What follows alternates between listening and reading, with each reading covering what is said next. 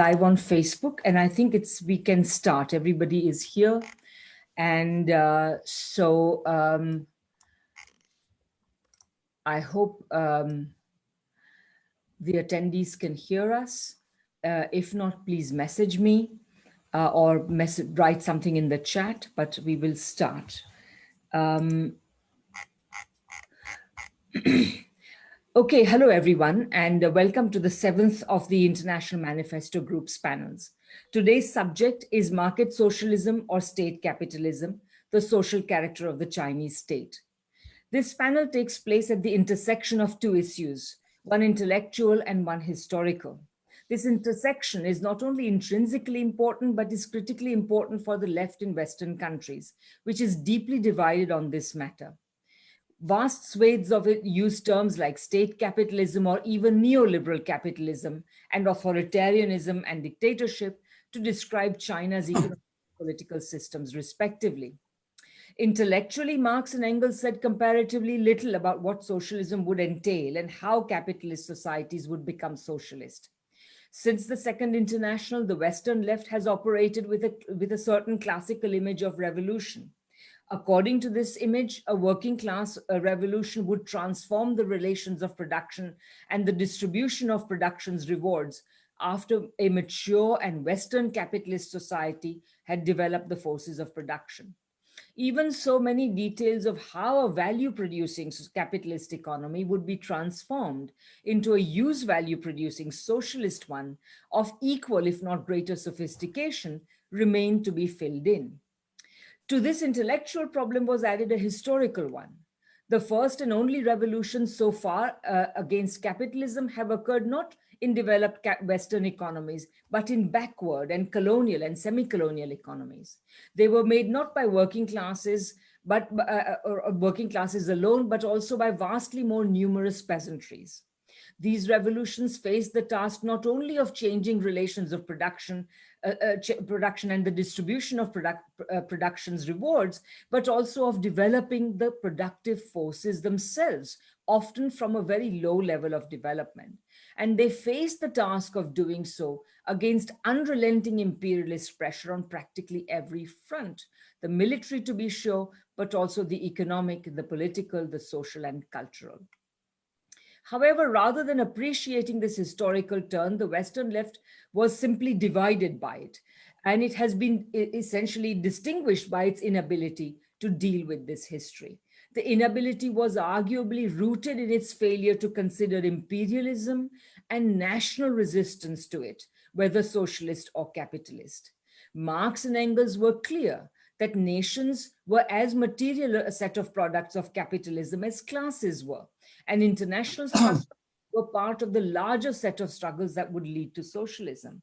Marx and Engels and the broader Marxist traditions to which they gave rise, I have long argued, have also provided us with the intellectual tools with which to understand this.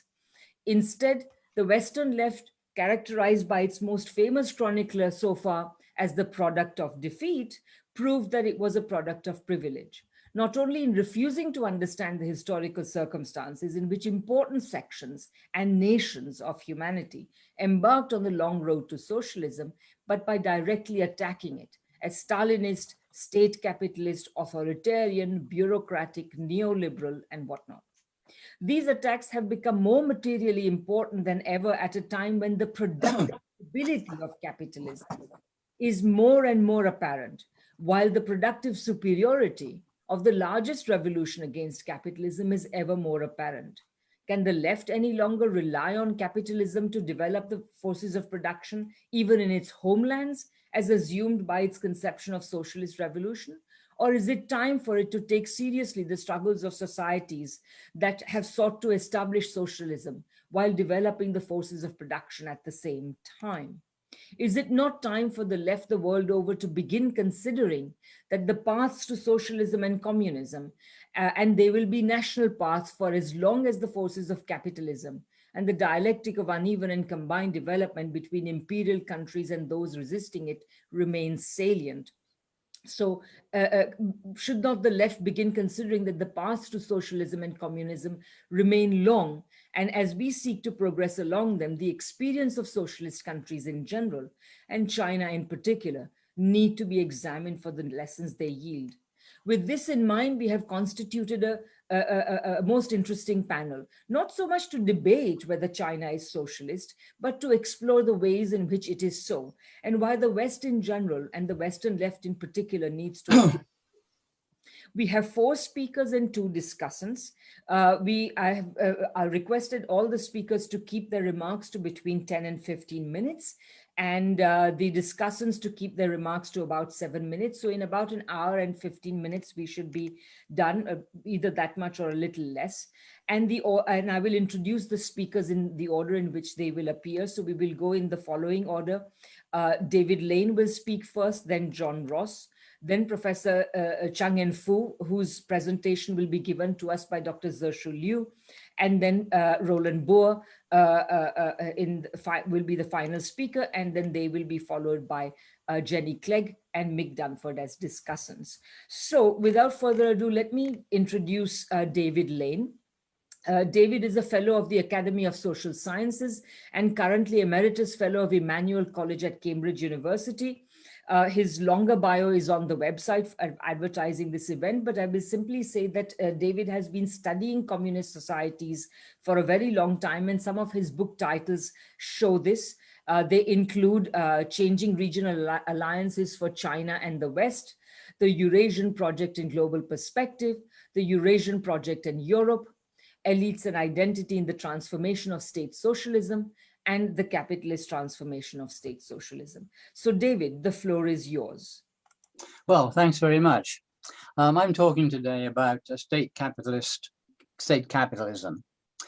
The notion of state capitalism has several conflicting meanings which need to be defined.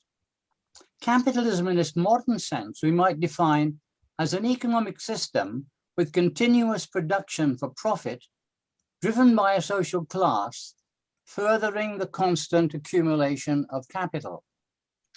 And in this paper, I intend to distinguish between 3 different social formations: state capitalism, state-controlled capitalism, and state socialism. State capitalism is an economic system in which the state is dominant over the bourgeoisie in its ownership and control of a developed economy. The state retains legal ownership of the developed productive forces and directly controls the process of production, giving rise to surplus value, the utilization of which is determined by a political or bureaucratic class. What distinguishes state capitalism from other forms of capitalism is the ownership by the state of productive assets and control of the economic surplus by state officials who can direct it to different purposes, to variable capital, constant capital, and to the profits of enterprise. Under state-controlled capitalism, state officials regulate and control the means of production which consist of privately owned, profit-making enterprises in a market economy. In this conjunction, the state exerts political power over the economy from which it can derive and direct surplus value. The distribution of economic surplus is determined concurrently both by a political class, defined by its ownership of economic assets, and by a political class, defined by its political control over the allocation of surplus. State capitalism comes into conflict with another form of state control, that is state socialism. And this refers to a state which is controlled by a socialist party or organization using the state apparatus to build a socialist society.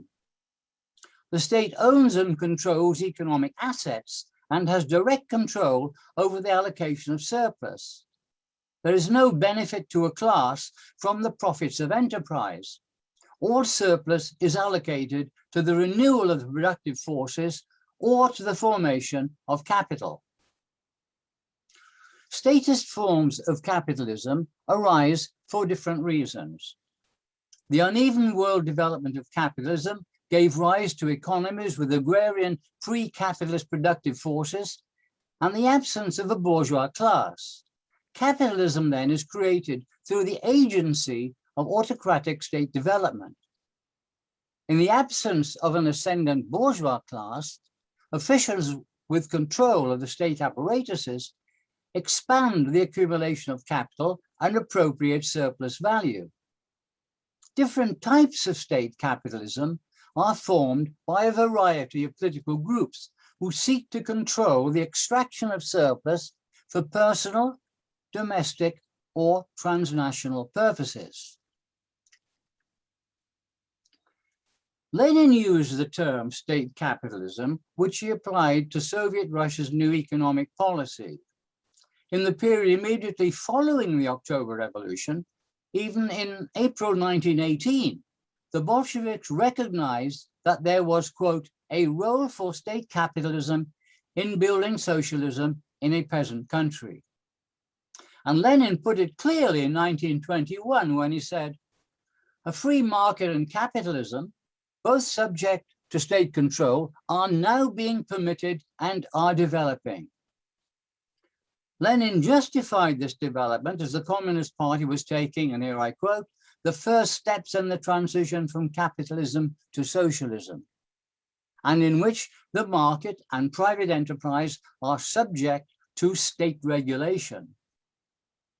However, unlike the development of capitalism under the Tsars, the state, under the control of the Communist Party, did not build capitalism, but controlled existing capitalist enterprises. Lenin's terminology, I think, is misleading and confusing.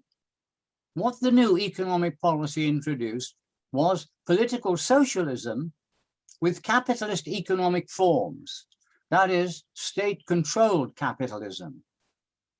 And this position marked a revision of Marxism. The political is not dependent on the economic, but when a revolutionary socialist government assumes power, it is the other way around. For Lenin, the ruling class was the working class which had captured state power.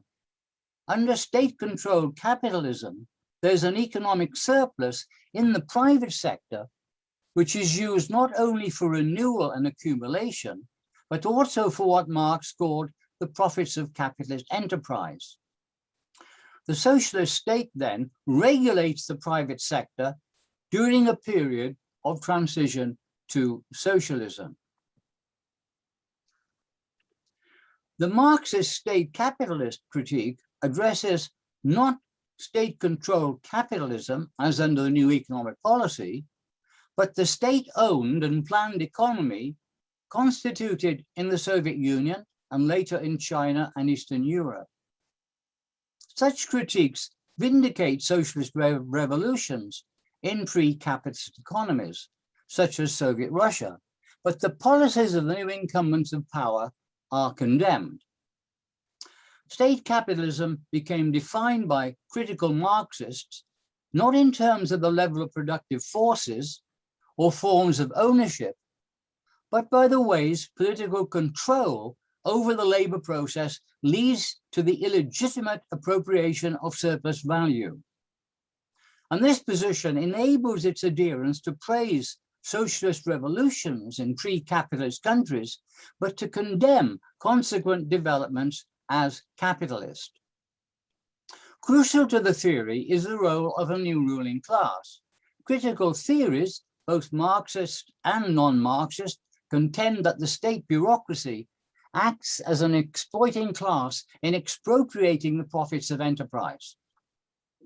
While I believe it to be a mistaken interpretation, it does have the merit of clarity and internal consistency. The argument here is that state institutions which own the means of production are managed by a bureaucratic class which acts not only to accumulate capital, but to appropriate surplus value for its class interests. The state apparatus maximizes profit, not only for capital formation, but for its own benefit. Capitalism is not defined by the ownership of the means of production by a capitalist class, but by the form of exploitation in the labor process, which delivers profits of enterprise to the bureaucratic class. This idea has been put by a large number of writers, such as Stephen Resnich, Richard Wolff, Raya Dunashevskaya, Tony Cliff, Robert Brenner, the Aufheben Collective, and more recently by Western scholars of China. Briefly, Resnich and Wolff contend that the state capitalism is formed by, quote, the capitalist processes of producing, appropriating, and distributing surplus, which coexists and interact with processes that place state officials, rather than private individuals, in the class position of appropriators and distributors of the surplus. Robert Brenner takes a similar position, simply defining modes of production simply as modes of labor control.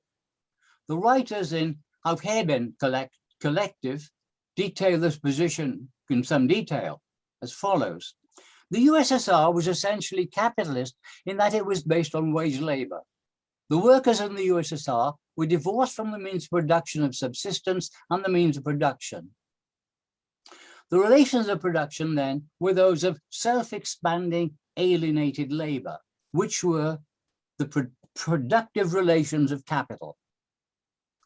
These arguments are used by critics to label the state socialist societies as totalitarian. Alvin Gouldner, for instance, articulates this position when he says, quote, the bureaucracy is a new ruling class, a new, many times worse form of domination than under capitalism. So I think this sets the scene for the way in which state capitalism has developed. The state is exposed as extracting surplus value in the same way as in market liberal capitalism, one public, the other private. For these writers, the essence of capitalism is a subordination of the labor process to the control exercised by exploiting classes. Capitalism exists when labor remains a commodity and management exploits labor for its own class benefit. Under state capitalism, a state bureaucratic class derives satisfaction from surplus value. China, since the modern market reforms, is more complicated because it is a mixed system with immense and growing private ownership. It is, in my view, state-controlled capitalism, not state capitalism. In this case, the political class controls surplus in the labor process, but also there is a separate possessing class having ownership rights over the means of production.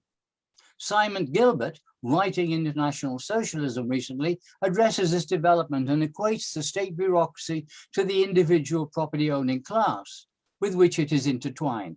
Referring to China, he writes, the higher echelons of the state bureaucracy, wealthy private capitalists, and the murky mixture of the two that lies between are best understood as constituting a single ruling class.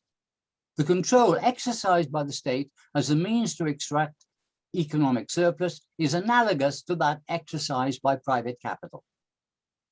Sami Amin follows the critical state socialists and considers that, and here I quote, the relations to the means of production that workers are subjected to by the authorities who organize production is similar to the one that characterizes capitalism, submission and alienated labor, extraction of surplus labor. Unlike the critical state socialists, however, Amin considers that surplus is utilized predominantly for economic and social development, which has positive effects. I come to my concluding remarks. My own view is that this approach gives too much credence to the role of a political class or elite. It ignores other constitutive features of capitalism, the form of ownership, the dominant values of the society, and the way the state allocates surplus. In the Soviet context, state ownership and state coordination under an economic plan take a different form from capitalism, which in turn affects the use of economic surplus. In all social formations, part of what is produced has to be used for the reproduction of society and for the development, renewal, and maintenance of the productive forces. Hence, the labor process will entail the extraction of surplus product in all except the most primitive societies. The capitalist system is driven by a capitalist class to turn surplus product into private profit. State socialism, however, turns surplus product into productive investment. The state bureaucracy under a socialist regime cannot own assets or transmit property through generations. It cannot form a bourgeois social class in a Marxist sense. Members of the bureaucracy may receive excessive salaries and other benefits of office, but these are privileges over consumption. They do not specify class position in the Marxist sense. The privileged groups are dependent for their livelihood on an employment status supported by professional credentials or political position, unlike shareholders whose wealth is derived from the ownership of assets. State officials have no legal rights over property or the produce of economic enterprises. Such administrative forms of power are real enough, and they cannot be denied. However, they are forms of bureaucratic domination, which may lead to inequalities in consumption, but not to capitalist exploitation. The crucial question to be addressed is who owns and controls capital? How is surplus distributed and used? It is possible for a privileged stratum to seize power and utilize it illegitimately by appropriating surplus value. The question to be addressed is, what proportion goes to public development and what remains as personal wealth, which can be used for personal advance, capital accumulation, and political advantage? And these are the topics which are the subjects of the following presentations. Thank you very much, David. That was just about perfectly timed. Thanks for keeping to that. So our next speaker, by the way, before I go on to the next speaker, let me just say that regular attendees who are confused about the format, this time we are doing it in a webinar format. So unfortunately, this means that the panelists, only the panelists can be seen and not members of the audience. But anyway, this is in order to accommodate more people.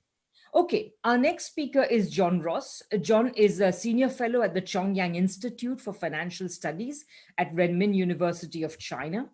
And he also has been observing communist societies for a long time. And in 1992, he published a very prescient piece called Why the Economic Reform Succeeded in China and Will Fail in Russia and Eastern Europe. He has been writing prolifically on matters Chinese. He runs the blog learningfromchina.net and has over 1 million followers on Weibo. Again, you can read his longer bio in the event description, but I will end by simply saying that his new book in English, China's Great Road, has been published this month.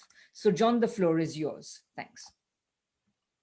Right, thank you very much, Radhika. I'm going to share the screen, if you don't mind. I'll share, that's okay. Can people see that okay? Yeah, that's good. Right, there's several things I could speak on, but given the limited time, I'm actually going to speak on just one. Why China is a socialist market economy in line with Marx. And I'm not going to talk about what other people said, Marx said. I'm going to discuss what Marx said. We also have to understand the significance of this matter. China is the fastest growing major economy in the whole of human history. 9.2% a year growth for 42 years since 1978. It's listed 853 million people out of poverty by World Bank standards. And it has increased household consumption in China since 1978 by 1,800%. This is therefore in a country which is now 18% of the world's population. So this is a gigantic fact. It is not a small theoretical issue of interest only to a few socialists. As Radhika already kindly said, that what I'm going to give is a very short exposition of what you can find in my latest book on China's Great Road. Okay, right. Because of the USSR's weight in the world, it in fact took it presented a vision of socialism, which was that of the post-1922 USSR. In the post-1929 USSR, essentially all means of production and exchange were state-owned, down to local shops, restaurants, etc. Agriculture was collectivized. It was an administered economy. I would say it's a better description than even a planned economy. It was administered.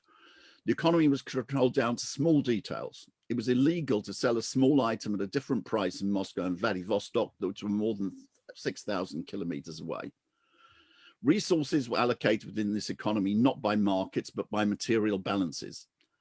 Because the economy was administered down to small details, foreign trade necessarily had to be kept to a minimum, as trade into market economies could not be planned in the same way as the domestic economy. Therefore, this economy could not make use of international division of labor, which turned out to be a fatal flaw. Now, leave aside the question of whether this type of economy was necessary for geopolitical reasons. Most of my Russian friends would argue that faced with foreign encirclement, particularly by Nazism, it was necessary to create such an economy in order to prioritize military production and the defense of the country. I'm not going to enter into whether that geopolitical argument is right or wrong. I just want to show that it's easy to show that this economic model was not the one envisaged by Marx during the development of a socialist society. And therefore, the fact that China does not correspond to the model of the post-1929 USSR does not, as much of the Western left think, means, therefore it has diverged from socialism. It means actually it's much closer to Marx than was the post-1929 USSR. Now, hang on, I've got a mess now. I can't, for some reason. The slides have got stuck. I don't know what's happened. They've moved forward. I can now see a slide called Marx on the transition to socialism. Ah, right. Okay, sorry. There was just some delay. Let me get it up. Okay, right. It was clear that Marx envisaged the transition from capitalism to socialism would be a prolonged one.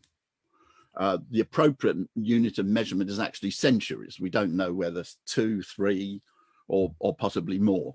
We're 150 years away already from the time when the working class first took power for a few weeks in the Paris Commune, and 104 years away from when the working class still took power and maintained it for a long period in the Russian Revolution. Okay.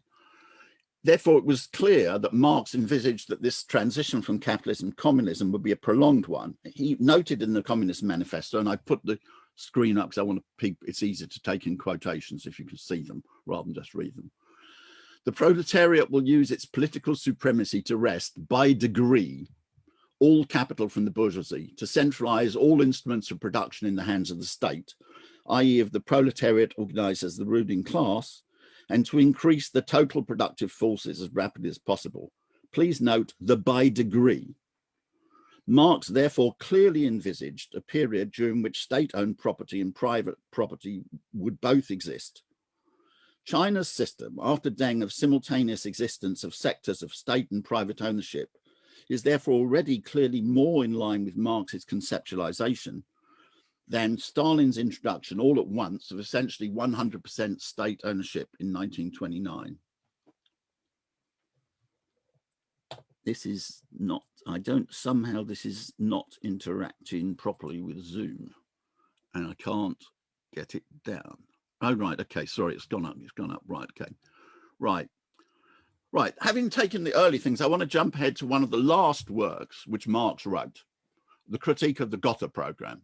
This, therefore, may be taken to involve his most mature thought, right? What did Marx write in this? What we're dealing with here, he's talking about the post-capitalist transition to a communist society. What we are dealing with here is a communist society, not as it is developed on its own foundations, but on the contrary, just as it emerges from capitalist society, which is thus in every respect, economically, morally, and intellectually, still stamped with the birthmarks of the old society from whose womb it emerges. Marx then goes on to discuss what would be these birthmarks, as he put it, of the old society. In such a transition, Marx outlined payment in society and distribution of products and services necessarily had to be according to work. This is his phrase, which he counterposes to according to need, as will come on in a fully developed communist society, even within the state-owned sector of the economy. Again, I quote Marx. Accordingly, the individual producer receives back from society, after the deductions have been made, exactly what he gives to it. What he has given to it is his individual quantum of labour. He draws from the social stock of means of consumption as much the same amount as labour cost. The same amount of labour which is given to society in one form, he receives back in another. Marx he uses a deliberately paradoxical phrase, but which has a scientific value. He says, notes that in the initial stages of socialism, in labour, what Marx terms bourgeois right, not according to needs, will exist. Again, I quote Marx. Here, obviously, the same principle prevails as that which regulates the exchange of commodities, as far as this is the exchange of equal values. As far as the distribution of the latter amongst the individual producers is concerned, the same principle prevails as in the exchange of commodity equivalents. A given amount of labour in one form is exchanged for an equal amount of labour in another form. Hence, equal right here is still in principle bourgeois right. The right of the producers is proportional to the labour they supply. This system of payment of work, not on the basis of need, is precisely what is used by Deng and in China. Right. Therefore, Marx is quite clear, in the initial stages of socialism, inequality will necessarily exist. Not that it's desirable. Of course, it's extremely undesirable. But he's just noting that this is, because of the early development of social society, this is what exists. As he writes, it tacitly assumes the unequal individual endowment. To avoid all these defects, right would have to be unequal rather than equal. Right. And then Marx goes on to look at the conditions over a prolonged period over which these can be overcome, because these birthmarks of this new society are not desirable, they're merely inevitable. As Marx writes, right can never be higher than the economic structure of society and its cultural development, which this determines. In a higher phase of communist society, after the productive forces have also increased, with the all-round development of the individual and all the springs of commonwealth flow more abundantly, only then can the narrow horizon of bourgeois right be crossed in its entirety and society inscribe on its banners, from each according to his abilities, to each according to his needs. Now, what China is in, as it self-defines, is therefore the preliminary or the primary, as it puts, stage of socialism, which therefore has these features which Marx analyzed. Right. Okay. So it is not China that diverged from Marx. It was the post-1929 USSR which diverged from Marx. Put in economic terms, the post-1929 USSR was an ultra-left adventure. Let's leave aside whether it was necessary for geopolitical reasons, I've said. Right, okay. But it was not in line with what Marx said, and China is. Okay. This post-1929 system eventually, of course, led to economic slowdown and crisis, whereas China's is the most successful economy in terms of growth in human history. Then I already gave you some of the data earlier, right? What does this prove? It proves that Marx was right. Before concluding, I just want to deal with one or two issues which are raised in objections to this. Right. First, obviously, as Marx outlined, there would be, for a prolonged period, the existence both of a state sector of the economy and a private sector of the economy. Now, some people say, well, we know this is the mixed economy of capitalism, but it's not. In the transition to socialism, both state and private property will exist, but which is dominant? In a mixed economy, capitalist private property is dominant. In a socialist market economy, state property is dominant. Right. Right. We could take this in form of words, but I always think actions are speak much louder than words. But nevertheless, let's take the form of words just to make it clear. of what the positions of the CPC and China is. This is the last major plenum of the Central Committee of the CPC, which discussed the question of the economy. Its formula was, we must unswervingly consolidate and develop the public economy, persist in the dominant position of public ownership, give full play to the leading role of the state-owned sector.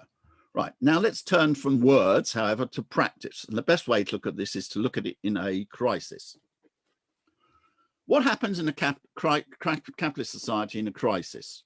Private investment collapses because the private sector dominates the main means of production. This is what I've just taken here, the last big recession, the recession of 2007 to 2009. This, as you can see, is the pattern within the US economy. It's quite clear. The recession is completely dominated by the collapse in private investment. Okay, right. Now, actually, strange enough, the difference to China was actually very well put by Tom Orlick, who's a bourgeois writer on China, but a very serious one and very worth reading. He is a proper expert on many matters regarding Chinese statistics, etc. He put it very accurately, the difference between China and capitalism. Most economies can pull two levers to bolster growth, fiscal and monetary. China has a third option. The National Development and Reform Commission can accelerate the flow of investment projects. And the reason for this is because 40%, which is enough to control the economy, of investment in China is state-owned. What therefore happened during the international financial crisis in China is shown here. It looks like the graph of the United States turned upside down, because it basically is, in a certain sense, the graph of the United States turned upside down. What actually happened was, confronted with the financial crisis, China used its huge state sector to make sure that state investment actually, and therefore all investment, rose more rapidly than the economy as a whole. This was only possible because it's state sector. This shows quite clearly that it is the state sector, not the private sector, which is dominant within China's economy. Finally, to conclude, why is this discussion crucial for billions of people? Because China is an economic system which other countries can use and which demonstrably works. It's not a theoretical thing, it works.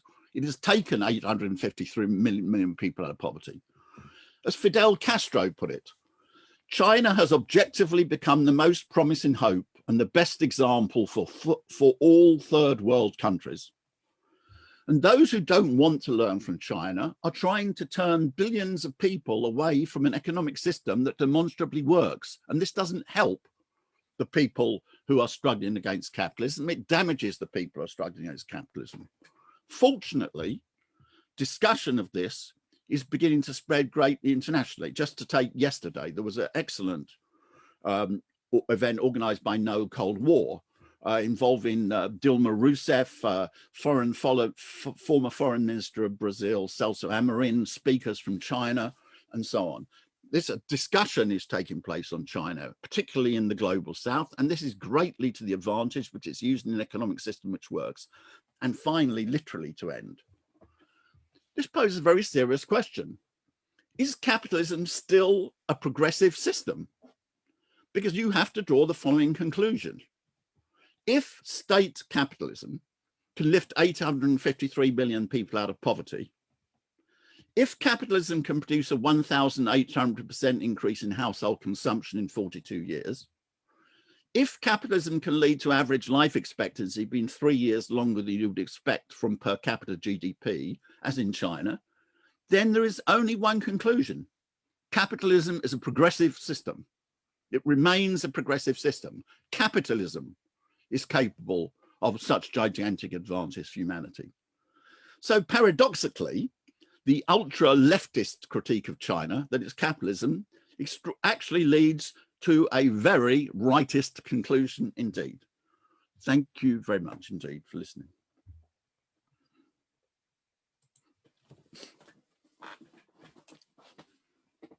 Thank you, John. That was precisely a great thing to end on, because the significance of China for precisely the vast majority of the world that still has to worry about developing the forces of production is great indeed.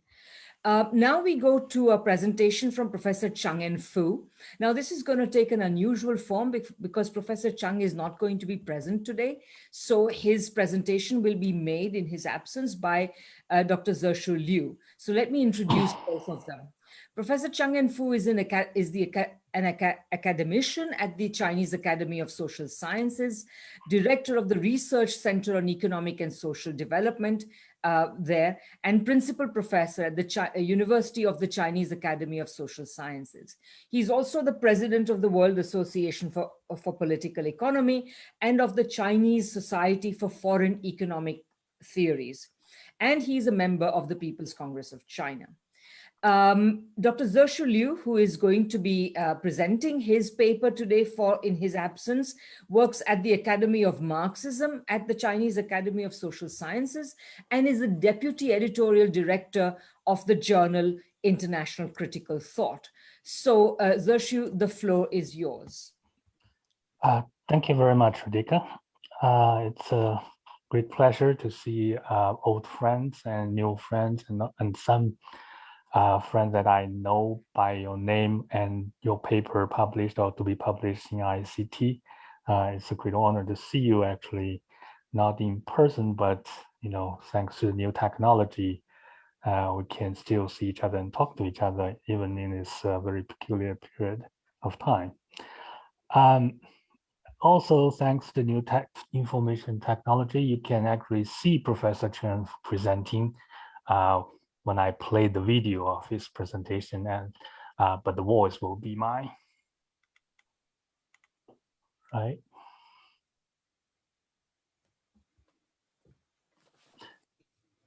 Okay. So my dear colleagues, good morning. There is no video yet. It's not working. You have to share the screen and choose the video. Ah, I see. That's why. Just 1 second. And then you'll have to do the same for your table as well. Yeah, that's great. There you go. It's sharing. Perfect. Good morning from Shanghai, where I'm currently am. It is a great pleasure to participate in this very important meeting.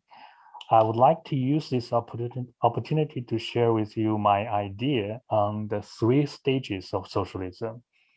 The core of my argument is that China today has a socialist system with substantial elements of state capitalism.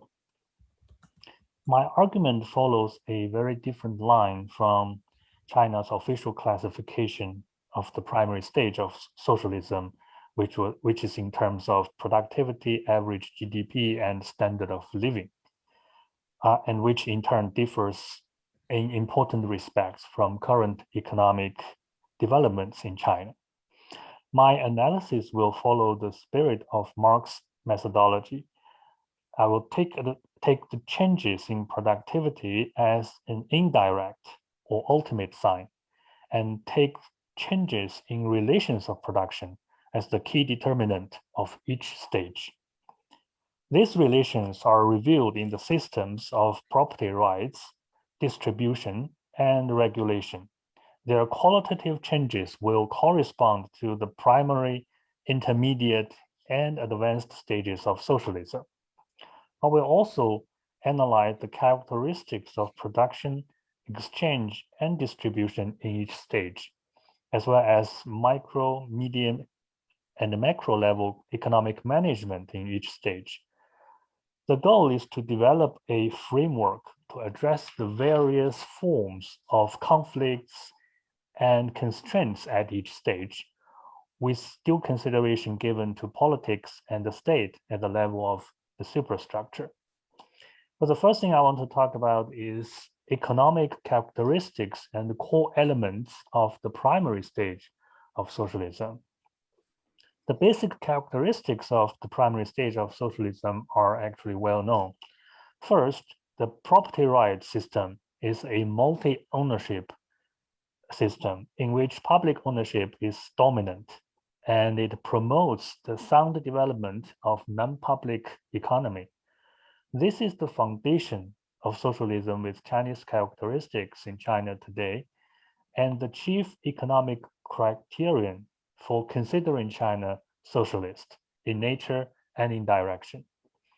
The second feature of the primary stage of socialism is that despite a multiplicity of forms of ownership, the distribution of income prioritizes labor as the major factor because public ownership dominates.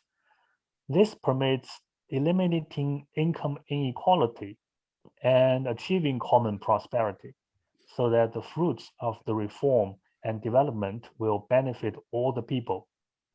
And thirdly, economic coordination is achieved in China through a state-led multi-structure market system, which gives full play to the fundamental or decisive role of the market in short-term allocation of general resources, while maintaining and strengthening macro and micro adjustment by the government.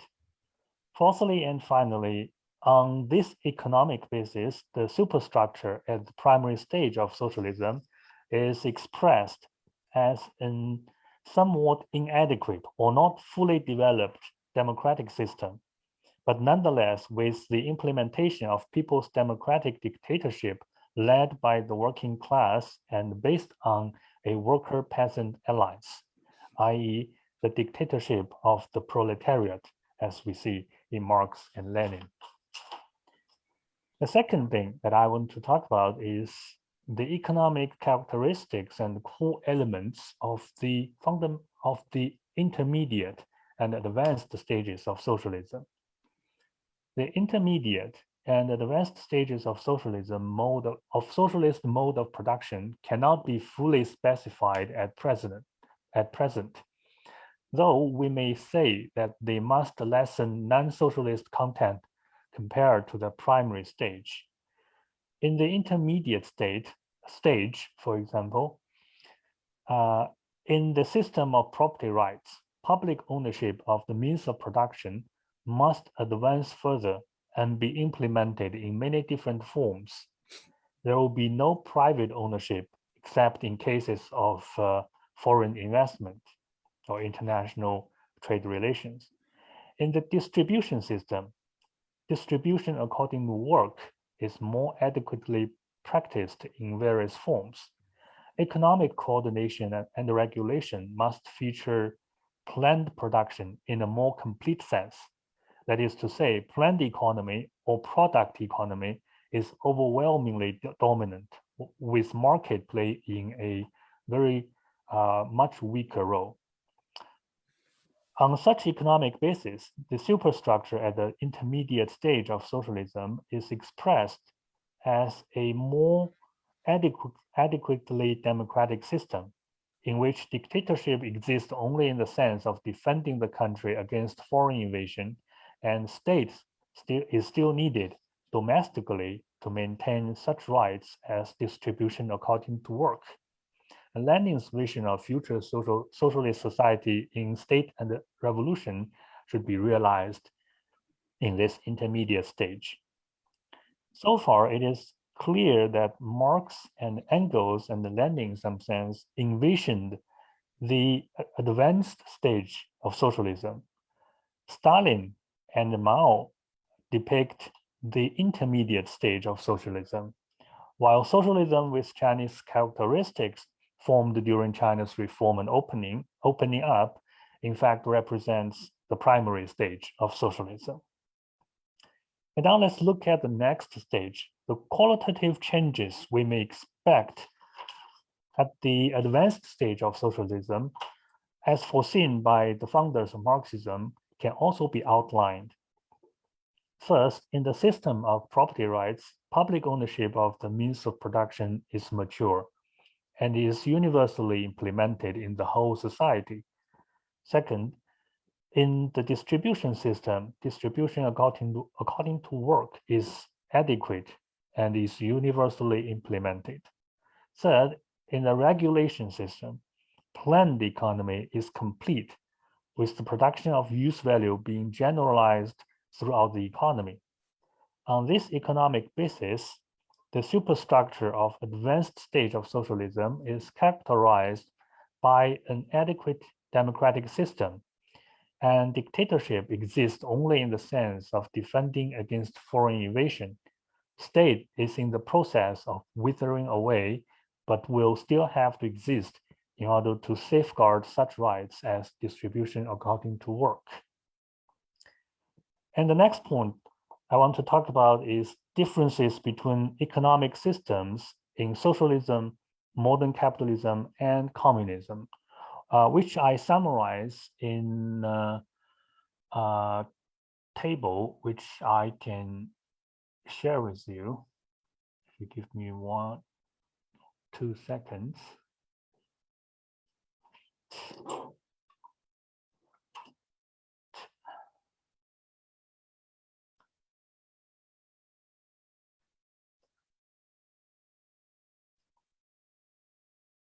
Okay, and this table summarizes the differences between modern capitalism, different stages of socialism, and communism.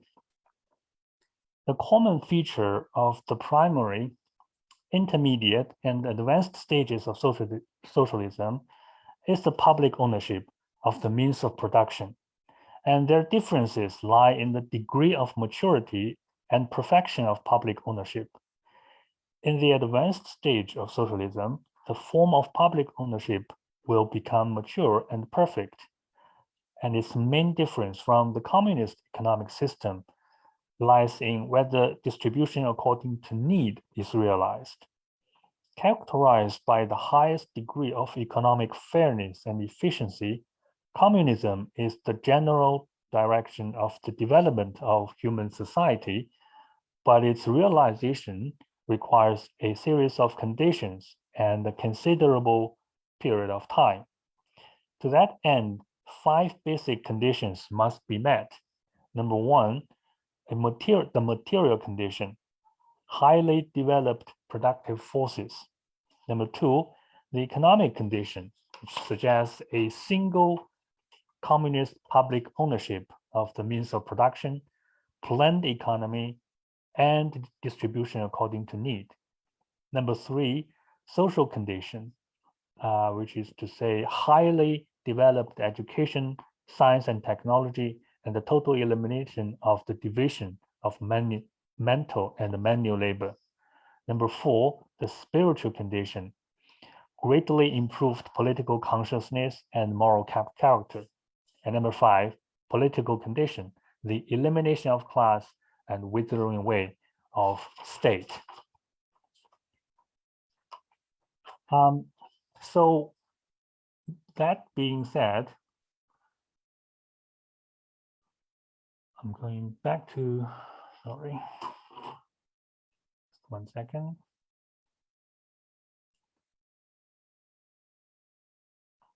And that being said, I would like to point out that this new theory of the 3 stages of socialism is the result of theoretical innovation which draws upon other academic research, upon Marxist-Leninist classics, as well as Chinese and foreign realities.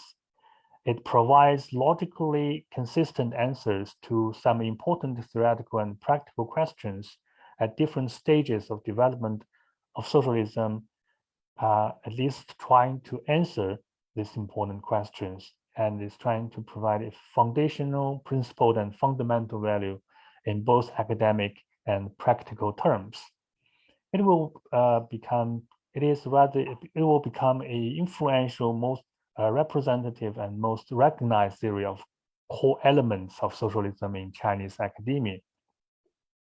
There are some obvious differences between this new theory and the currently prevalent ideas about socialism in Chinese society, such as socialism has no fixed definition, convergence of socialism and capitalism, permanent primary stage of socialism, or communism equals public ownership and planned economy is not working, market economy is permanent, etc.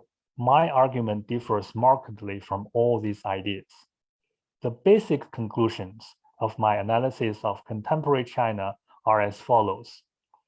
It has a political system of socialism that it exercises the unified leadership and governance based on a new type of democratic centralism. It has an ideological and cultural system of socialism that adheres to Marxism, Leninism, and its synthesization.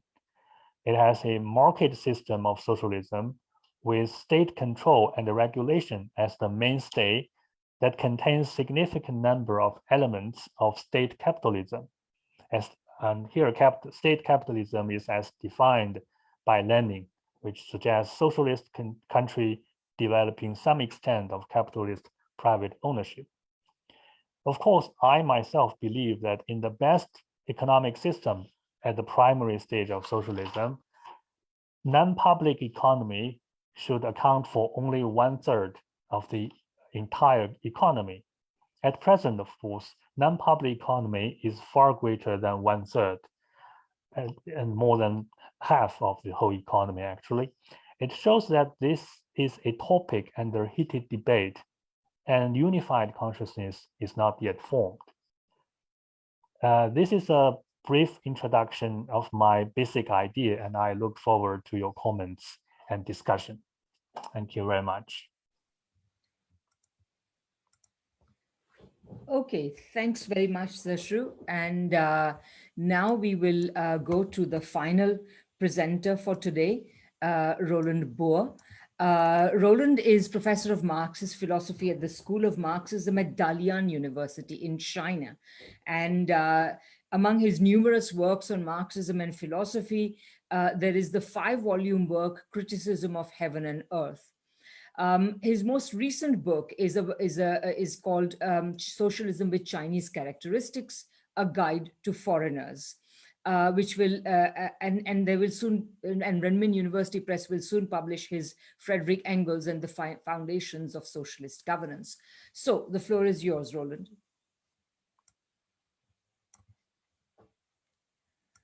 You are muted, Roland, and I am indeed. I'm very sorry. Thank you very, very much for the invitation to participate, and good to see some old friends and meet some new friends. Especially, I also feel honored to follow Professor Cheng Enfu, who has for a long time been China's leading Marxist political economist. Just a little comment on that, actually, and Zhu, you could perhaps comment a bit later. To my knowledge, Professor Cheng's proposal on the 3 stages of socialism was actually first appeared in 1990 or late 80s, early 90s. So there's almost a 30-year time lag with developments of this material in China and engagement internationally. I mean, I guess the rest of the world has to catch up on these things. Anyway, look, I'm going to spend only about 10 minutes on my presentation, and I will put up a PowerPoint here. I've got a few things I could use, but I'm going to focus straight in on the question. Part of the title of our seminar or webinar is, in fact, it contains the word market socialism. I'm going to distinguish between market socialism and a socialist market economy, and that will become clear. And I'm going to offer a brief comparative analysis with experiments in market socialism in Eastern Europe, especially Hungary and Yugoslavia, and the development of a socialist market economy in China, as Professor Cheng Enfu pointed out, is part of the primary stage of socialism. But let me begin with the 2 quotations. The first one from Count Ludwig von Mises, one of the godfathers of a now defunct liberalism. It's a slogan from 1932.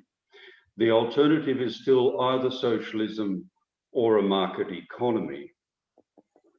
In 1932, it was an exasperated slogan. By 2021, it is an assumed position by a lot of people in the few countries that make up the West. It's very deceptive because he slips in an assumption that socialism means a planned economy immediately after a proletarian seizure of power, and that a market economy is by definition a capitalist market economy. That's the first quotation. Second quotation is from Mao Zedong in 1957, speaking to about 3,000 Chinese students in Moscow when he led a delegation there. I like using this one. It makes us stop and think, especially those of us who are unfortunate enough to have been brought up in a Western liberal context. Some foreigners say that our ideological reform is brainwashing. As I see it, they are correct in what they say. It is washing brains. That's what it is. This brain of mine was washed to become what it is. After joining the revolution, it was slowly washed for several decades. What I received before was all bourgeois education and even some feudal education. That's as much a personal one as one for some of us who perhaps listening, that in order to understand some of these issues we're discussing today, you need to do a little bit of washing of your brain. All right, let me move on. Look, I'm going to skip these two fairly quickly. The first step, I have some quotations here from Marx through to Deng Xiaoping and a couple of representatives from Eastern Europe. There's a crucial de-linking that we have to do. And the de-linking is that a market economy is not equivalent to a capitalist market economy, and that a planned economy is not necessarily equivalent to a socialist system. It's an assumption that goes back with that Mises quote, but I'm not going to stay with that one.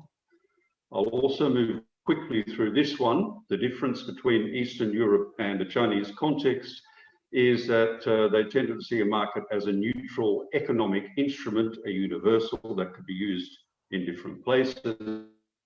Whereas currently in the Chinese approach, both market planning exist, but they are components that are shaped by the nature of an overarching socialist system. You can start to see why the term socialist market economy is used. However, I want to focus on three slides in particular. And we'll start with this one, the question of planning and market. Now, both planning and market exist in China today as components of a system. In Eastern Europe, there was a tendency to see it as either planning or market mechanisms. And there was a tension between them: decentralization, centralization, central control, economic democracy, etc. And we'll go down that left-hand side. This resulted in a series of starts and stops from the 1960s, especially in Hungary and Yugoslavia for different reasons, but also in other parts of the CMEA. They would make a step or two in towards elements of market things within socialism, and then step back. And so the result, they didn't have time to develop further. The result in Eastern Europe was it really ended up being somewhat tentative and halfway, and there were three crucial elements that they really refused to take on. The first one was to permit a market-driven price mechanism. The second one was hard budget constraints. That's bankruptcy for enterprises that don't have a bottom line. They would have lots of soft budget constraints, and capitalist systems also have some soft budget constraints. The military is an obvious one, education, so on. But this was they wouldn't allow exit and entry, and they simply couldn't figure out what to do with the labour theory of value. Now let's move to the question of planning and market in a Chinese context, and as the two components of a socialist system, socialist economic system in the primary stage. What you start to find, and I'm really summarizing a lot of research here by Chinese Marxist scholars, is a reinvention of planning. We just concluded the beginning of the 14th five-year plan, and markets. I'll give one small example. We've heard Professor Cheng Enfu talk about three stages of socialism, and other of his major contributions has been developing the core Marxist theory, labour theory of value in a socialist context, which he calls creation of value by living labour. And you find some scholars starting to argue for a dialectical transformation, or Aufhebung, a Chaiyue or a Yangqi, of planning and markets away from old style planning and the old style notion of markets. Now let's get into a little bit more nitty gritty here. I'm going to use a quotation that John Ross used.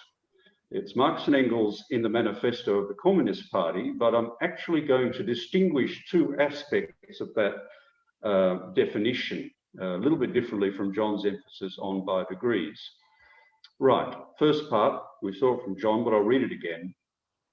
The proletariat will use its political supremacy to wrest by degrees all capital from the bourgeoisie, to centralize all instruments of production in the hands of the states. That's ownership of productive forces and the planned economy.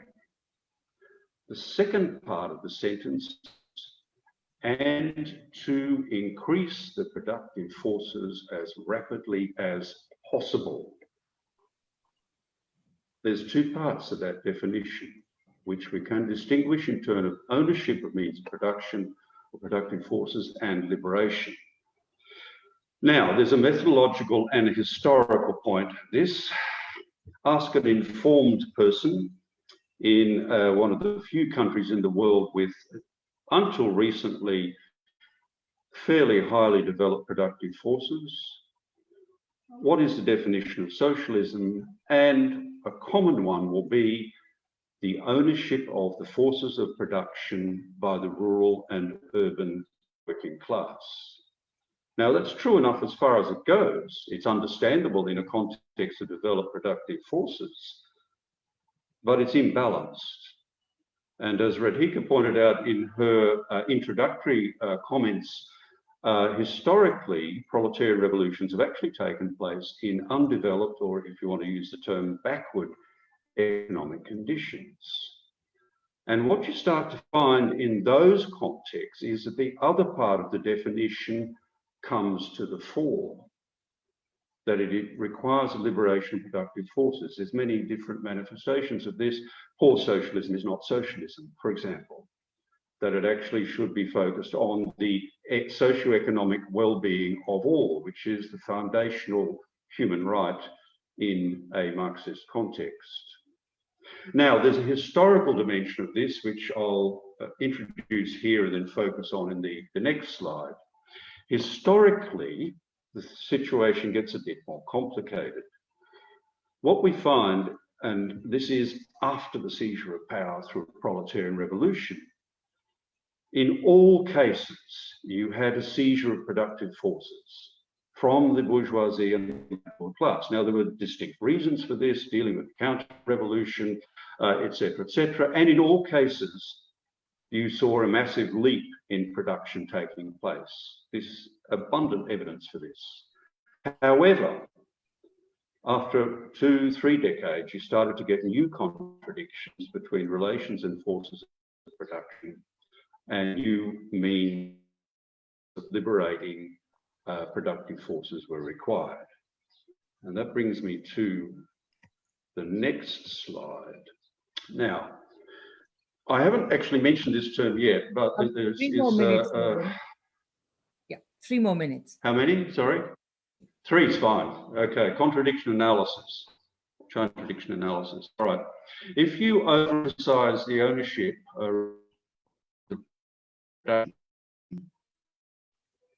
if you overemphasize, they end up with new contradictions between forces and relation to production.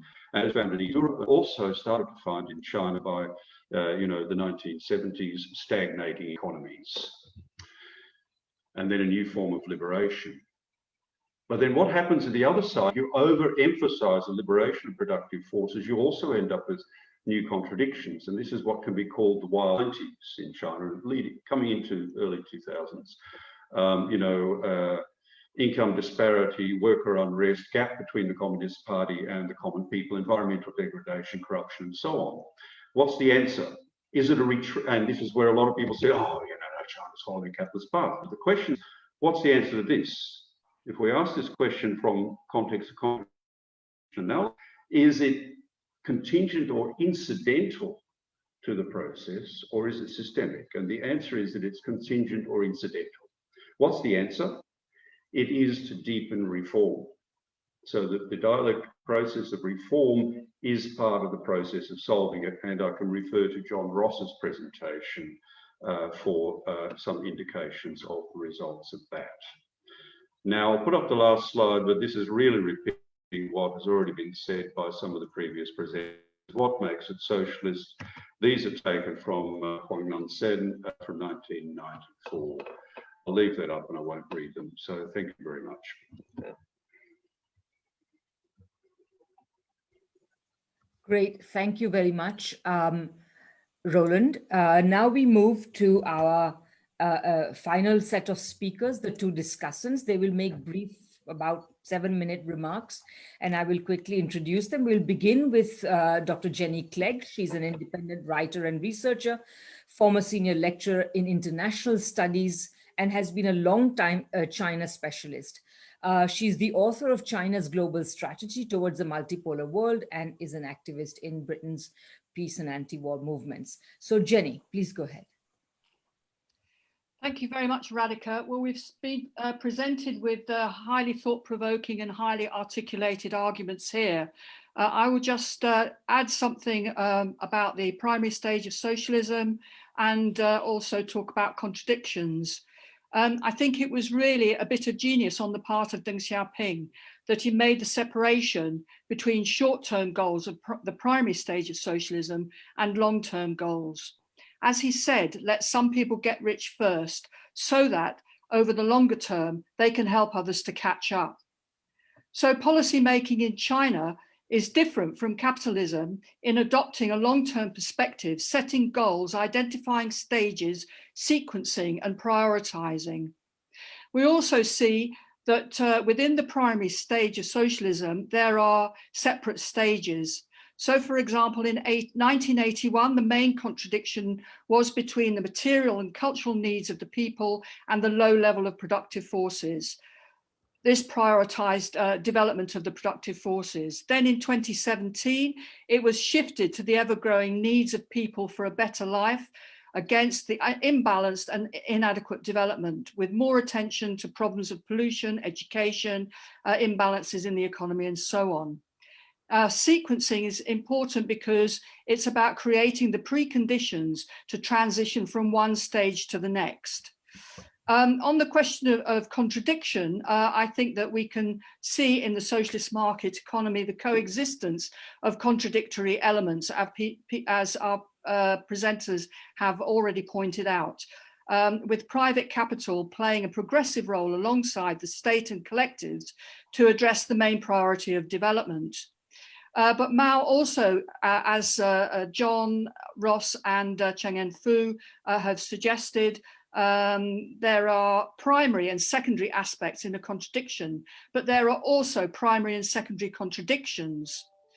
So it's been noted that the constitution in China says that public ownership is the predominant factor, and that also the primary factor in distribution is payment according to work.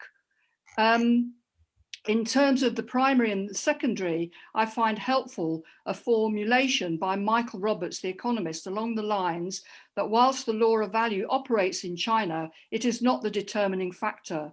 The question certainly is which is dominant, but it's also a question of how the dominant form of surplus appropriation influences secondary elements. So for example, in pre-modern China, there was indeed wage labor, but the conditions of wage labor were constrained with the dominant form of surplus appropriation in the form of monopoly rent in kind. I think that there are, when it's conceived in this way, we can see there's always a possibility that the dominant and subordinate aspects can reverse places. So there are dangers here. I think that the Chinese Communist Party accepts this, that whilst the development of the productive forces is primary, class struggle still exists. And here we have the shift from the Cultural Revolution, which took class struggle, including against the bureaucratic class, the bourgeoisie inside the party. Under the Cultural Revolution, this was seen as the main contradiction. What Deng did was to make it a secondary contradiction. Now, to show how the hierarchy of contradictions can shift and their nature transform so that with changing policies, we can look to history. In 1937, when the Japanese invaded China, the peasants had to compromise as policies shifted from land takeovers to rent reduction so as to gain the support of small landlords in the resistance. While peasants did not get all that they wanted, nevertheless, their position was strengthened, ready for the return to land takeover after the end of the war. Likewise, I think that we can see, whilst compromises have been made, reforms have vastly strengthened the Chinese working class. Certainly, it's grown massively as people have transferred from the cities. And as the private sector has grown, encouraged by the public sector, as Cheng Enfu has said, it also helps the public sector to grow massively with the development of the productive forces. The private sector has developed in a dependent form, reliant on the state for finance, land, and so on. And as the dominant factor, as has been pointed out, the state is able to regulate private enterprise, as we've seen recently in the case of Alibaba and others. When reforms began, poverty was the problem, not inequality. And now the government is addressing inequalities in the form of the rural-urban gap, inequalities between regions in creative ways, linking more developed and less developed provinces, sending newly trained teachers to start their careers in rural schools and so on. And as for the question of the development of independent political groups or the corruption of the party, many people point to the policy of letting private entrepreneurs join the party. But there was, of course, a bargain here with party branches set up in enterprises to ensure they abided by the regulations. Now, I'd like to move on to consider future directions, because the new dual circulation strategy, which hasn't been mentioned so far, marks out a new stage. And on the one hand, I'm concerned that greater liberalization is moving China further in a capitalist direction. If numbers of state-owned enterprises are to be put on a profit basis and interest rates are left to the market, it is hard to see how the law of value won't come to play more of a determining role. On the other hand, the Chinese Communist Party has set ambitious targets for average per capita incomes to rise. Private entrepreneurs may resist these wage rises, so there may well be some kind of reckoning, a rebalancing between labour and capital in the offing. 1 minute, please. Okay, I think that we also need to consider that new forms of state management, by addressing both the demand side of the economy and the supply side through investment restructuring and so on, may be a way for the state to find its way out of crisis against the operation of the law of value. So very quickly, I'll just say, I think that, you know, I agree with Radhika about the history, and we need to have a much better understanding of the history of capitalism, how capitalism developed in China. We also need to consider China's own understanding of state capitalism, in which they're concerned about a communist party becoming detached from the people and forming a privileged bureaucratic group. And I'd also like to know how Marxist views of China as state capitalist differ from the liberal view, which now pits free trading democracies against self-interested authoritarianism in a new Cold War. Thank you.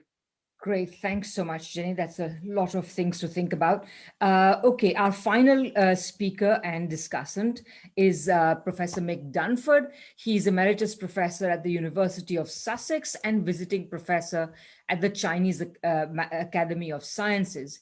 And he's the managing editor of the journal Area Development and Policy. Mick, please go ahead.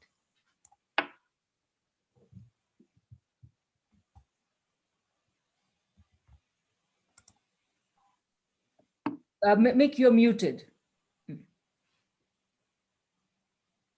Capitalism, I mean, we all agree, is a mode of production, and the transition from capitalism to socialism and communism is a process that's going to take a significant amount of time, but it will also reflect national traditions.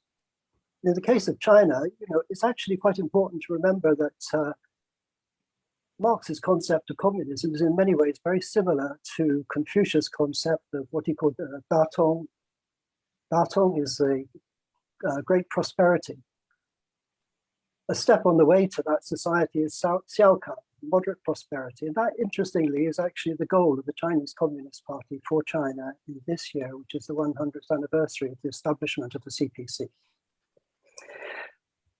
I think it's actually very important that we distinguish modes of production from the concept of society. In most societies, a number of modes of production coexist.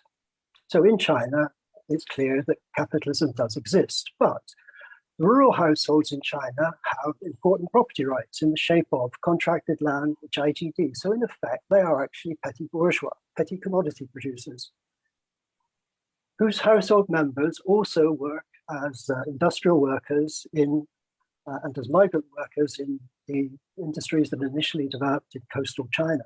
So in a sense, they are actually mixed figures. In China today, health, education, public services are essentially decommodified. So there's been significant areas of social reproduction that in China have been decommodified.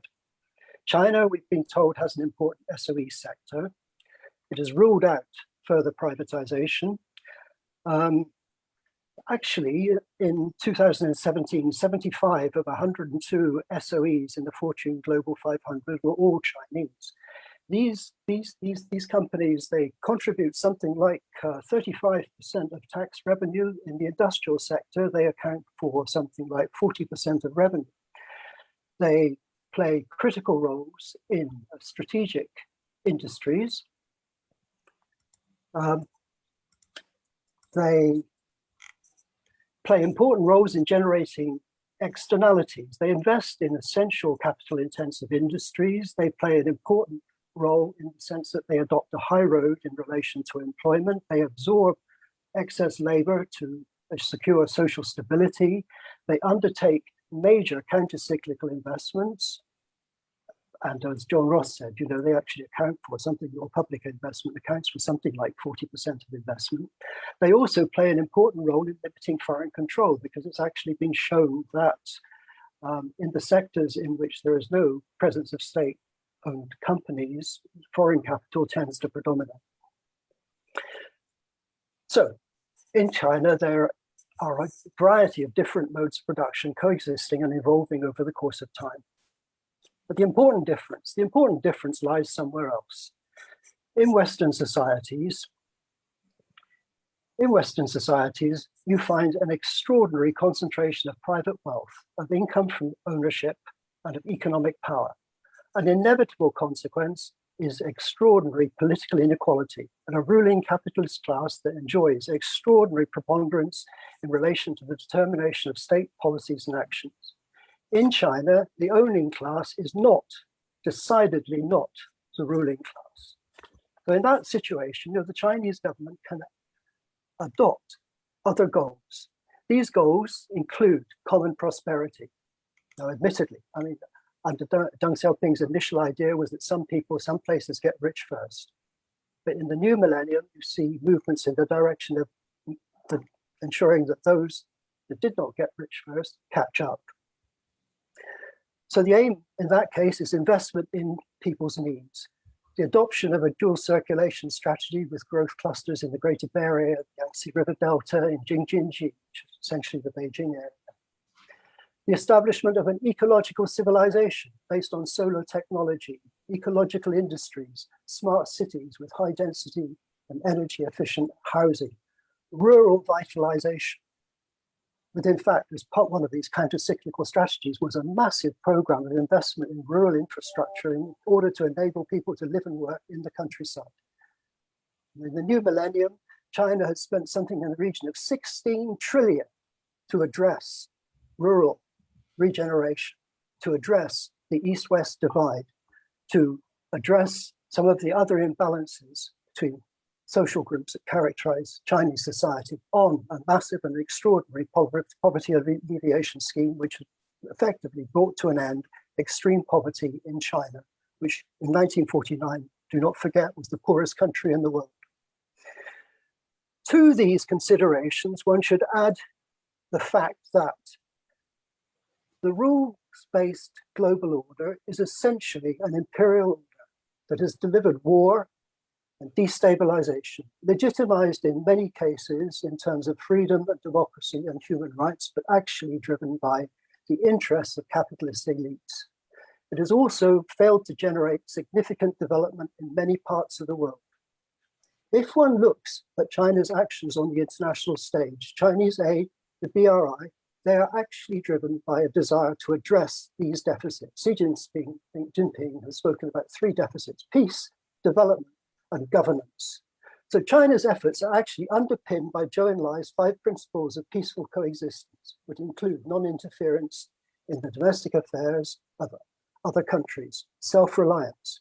And these principles were adopted in Bandung as principles underlying the non-aligned movement, and is a core part of the anti-colonial movement. So in that sense, you have to see the evolution of China as being a continuation of a vital anti-colonial struggle, which is actually designed to address the problems of development in other parts of the world, because if everyone else can be lifted, that in a sense will also enable China to continue to make progress. The last point I want to make is that in the last few years, since the financial crisis, we have learned that Western societies are deeply fragmented. They are faced with an economic crisis, and in the face of the recent pandemic, they actually proved that they were incapable of acting in a unified way. In some ways, one might consider it the ultimate consequence of liberalism, individualism, and competitive politics, an inability of a society to act in unison and in a cohesive manner. And yet, Western countries seek to project this model, continue to project this model. In 2021, Xi Jinping actually spoke about common values of humanity. He said they are peace, development, equity, justice, democracy, and freedom. Western elites tend to play a trick on us. They actually suggest that a general principle, what one in Chinese would call a generic concept, gongyi. Please wrap up, Mick. Yeah. I am. Is actually represented by a particular instantiation of it. In other words, they say the Western political system is, in a sense, the only form that democracy can assume. Democracy and these other values about which I just spoke can assume a variety of forms. And I think that is one of the perhaps most vital issues that we need to consider, because it's in terms of these values that an attempt is made to turn the world or to divide the world in a sense and create a new Cold War, and to prevent the realization of the potential that could emerge right through a rather different assessment of China and its contribution to our world. That's great. Thanks, Mick. Again, loads to think about. Let me just make a couple of changes here. Okay, so now we are going to go finally into our question and answer session. And let me just start first of all by saying that all attendees can ask questions by using the raise hand function, which you ought to find at the bottom of your screen, of your Zoom screen. It's either in the form of the raise hand function or under a tab called reactions. So please go ahead. I can see 3 hands already. I have just want to lay down some simple rules which are aimed to get the most out of the question and answer session, to permit the greatest number of questions to be asked and to keep the debate both lively and meaningful. So I'll be keeping a roster of speakers. I know that there are also some questions that are being posed in the question and answer session, and my colleague Brendan is going to send me them periodically. But if you prefer, maybe the best way to do it would be to actually raise your hand. So I'm going to start with the raised hand. We'll take 3 questions at a time. Please keep your questions brief, around 1 minute, maximum 2 minutes. So that we can get as many as in. We'll take 3 questions, turn it back to the speakers, including the discussants if they wish to come in, and then take 3 more and continue as long as people, as long as we all feel we have a stamina for it. Okay, so I'm going to start with Dimitri and then go to Paul Fiondella and then Alan Freeman. Those will be the first 3 questions. I can see many other hands, but we'll take those 3 first. So Dimitri, please go ahead and place your question. Dimitri, can you hear us? No, Dimitri is not there, so I'm going to remove permission to talk, and I'm going to go to the next question from Paul. Paul, please go ahead. Yes, all of you are familiar with the three demands during the Russian Revolution, one of which was worker control over production. And that demand, of course, was dismissed in 1922-21 by Lenin, who implemented the NEP. And basically, the battle was over who was going to allocate capital in the society that was developing. And Lenin's position was that there was insufficient capital and that you would have to go through a stage of accumulation, basically state capitalism. The issue of allocation of capital in China is still something which is, to me, a mystery. In many cases, in the 1990s, you saw what happened in the West, which was that we had a vast expansion of technological innovation based upon private entrepreneurs obtaining venture capital. What is going on in China, and how does that fit into their model?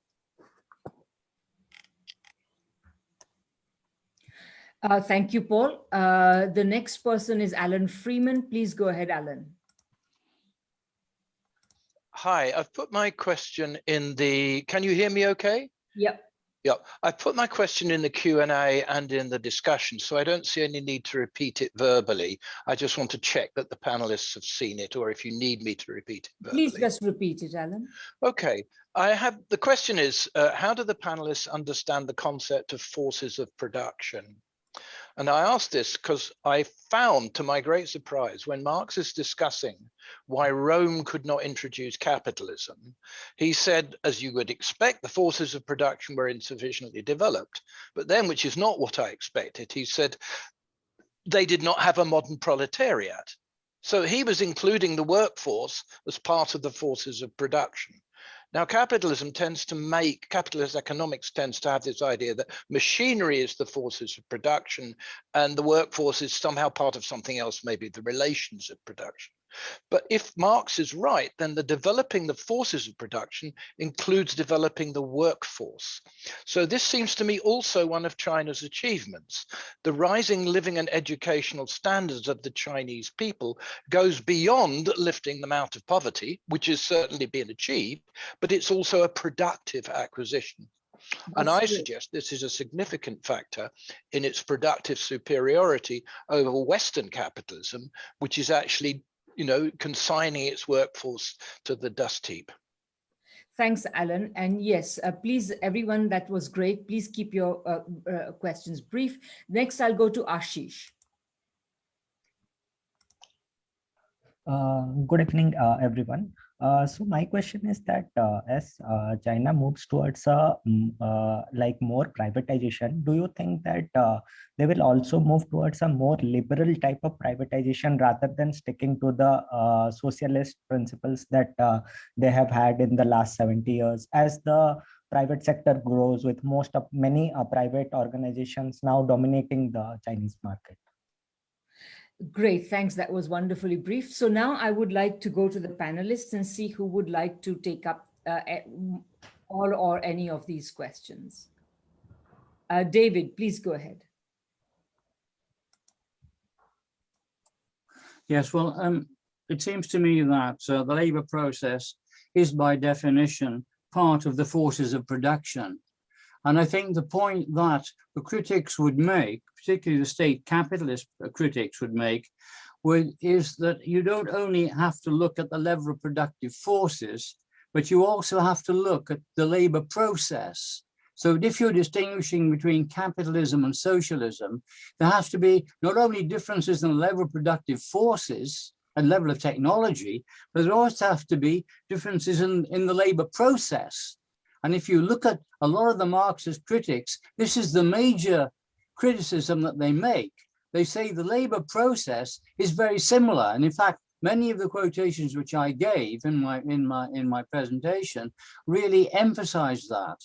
So I think the fact is that it's not really enough just to look at people getting richer, at taking people out of poverty. what you need to do if you're moving to a socialist form of production, and if you're taking this idea of forces of production seriously, you have to look at the labor process, and you have to try to find something different in the labor process to what you can see under capitalism. And that, I think, is the major criticism that the state capitalists make.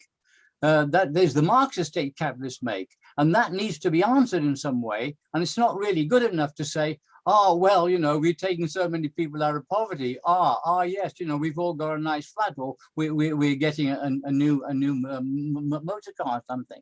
You have to look at something more fundamental than that. And I think that the point which is being made is that you have to look at the labor process and to see what's happening there as well. Great, David. I had John, and just wave your hands, panelists, if you want to say anything. Yeah, okay. John, and then Zershu, and then Roland. Yeah, just finally on the third, just to do with the third question, it said that there is a further process of privatization. In fact, there is no significant major process of privatization taking place in China.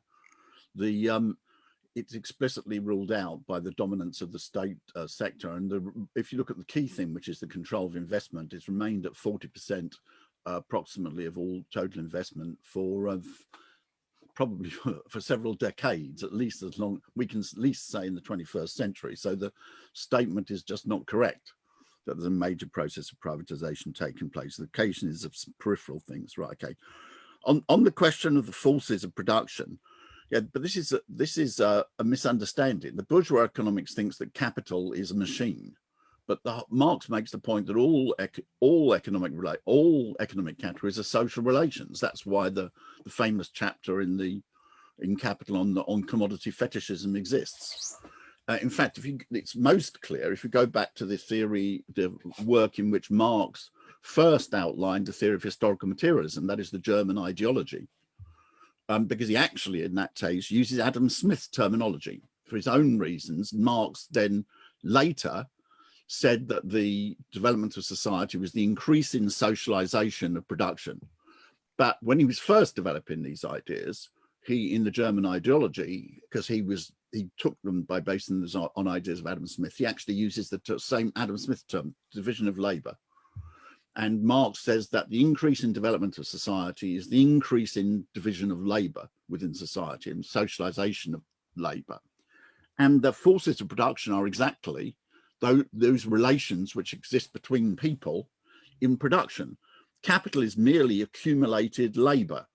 So we shouldn't get it confused. The bourgeoisie wants to think that that capital is a thing, a machine or a money or something. It's not, but the whole purpose of Marx is to show that it's in fact a social relationship, and the forces of production, and therefore also social relationships. On the question of the three slogans, actually, in fact, my memory of correct is that the key three slogans in 1917 were bread, peace and land, and didn't yeah, we're not workers' control.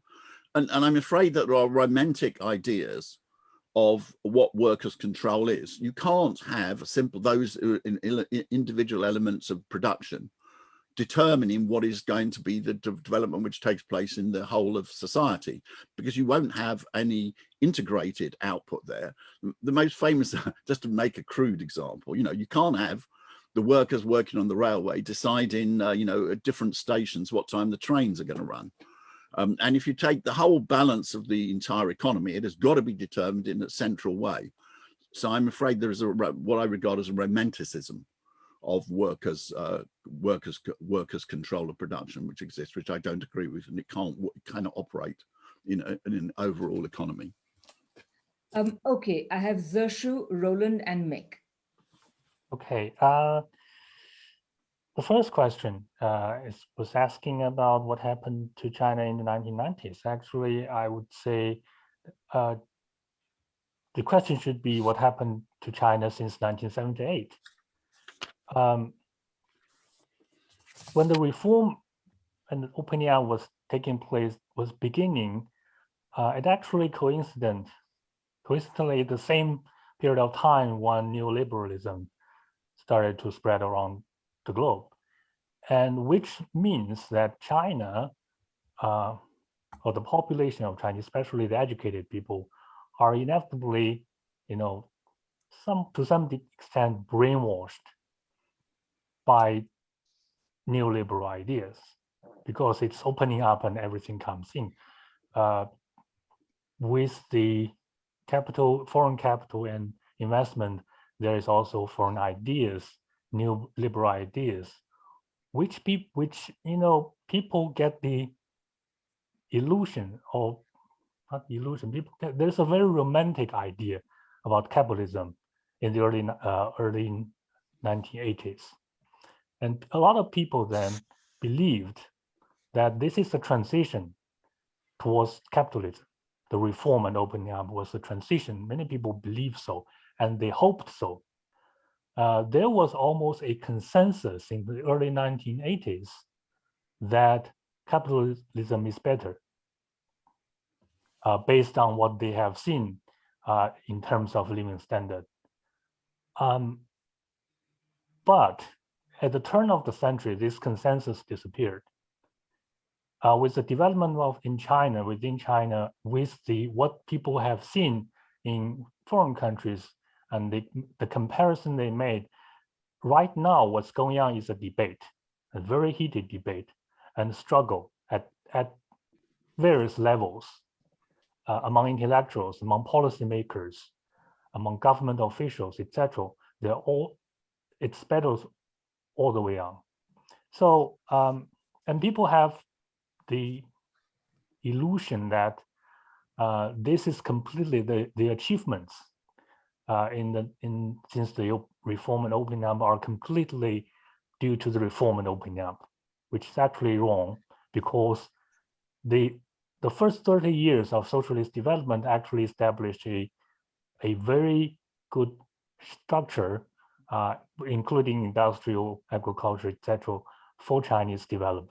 And the reform just took advantage of that development and introduces what we call capitalist elements of state capitalism. And a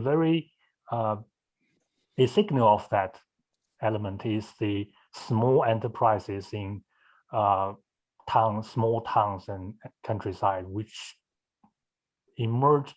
There was a unbelievably scale of emergence of those small enterprises in the 1980s, which tremendously transformed rural China and Chinese economy. So that's part of how the economy developed so rapidly during that period of time. But it had the basis. Without the structure, the industrial and agricultural structure of before 1978, it wasn't possible for China to, after it introduced the elements of capitalism, to develop that fast. And then, as John Ross just pointed out, that after 2000, there was a kind of, the trend stopped, because there was right now, I said it's over 50% or private ownership, but the number is actually larger. It's probably 70, 80%. But the 20% of state ownership actually controlled all the strategic areas, which ensures that China's development is within a framework of what we call market socialism, instead of a state capitalism. That's great, Zershu. Thanks for emphasizing that the situation remains very fluid in China as well, that there are struggles taking place over these questions. Thank you. Roland and then Mick. Three brief comments. First of all, to reinforce what Zishu was saying, I mean, there's a lot of the sort of research I did on the book on socialism with Chinese characteristics. Cheng Enfu and many others have emphasized the fact that you can't separate pre-reform and opening up and then reform and opening up as two very distinct phases. The reform and opening up would not have happened without all of the preparatory work beforehand. The second observation with Alan Freeman's question, very, very interesting observation from the third volume of Marx's Capital. There's about a dozen pages on ancient Rome. I'd emphasize another part of that. You had some elements of a market economy, but Marx points out that they were arranged differently.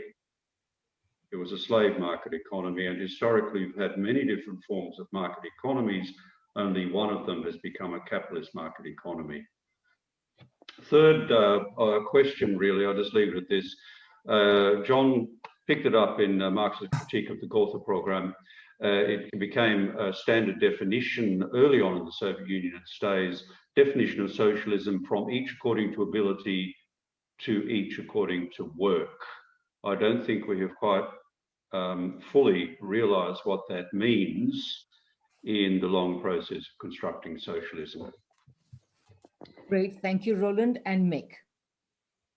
I just thought I should reply to Paul's question. I think the short answer is that you should look at the 14th five-year plan, and then from there you'll get some sense as to what the priorities are for the next 5 years. And indeed, I think the priorities set out up until 2035. And to summarize some of the directions, one can say that China intends to play a more significant role in the next industrial revolution than it did in the last, and that's associated with a strategy of industrial upgrading, which is embodied to some extent in targets in China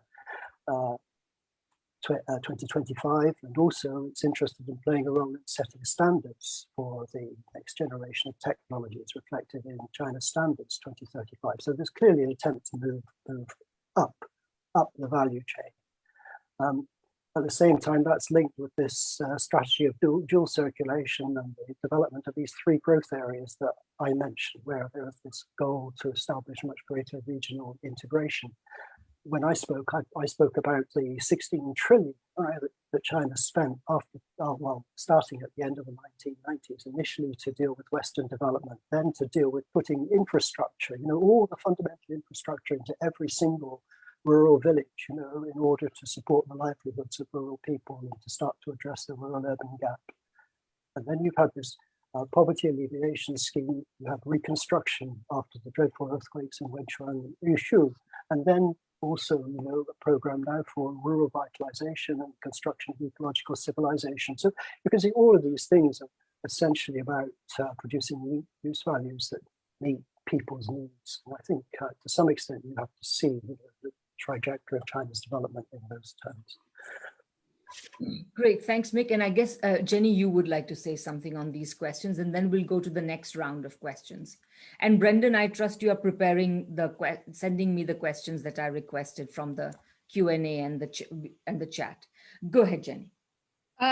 Yes, I just want to make a few points here. On the question of participation by workers, we also should think about participation in the market and in what ways the bargaining power of the workers and the farmers are being strengthened in the market.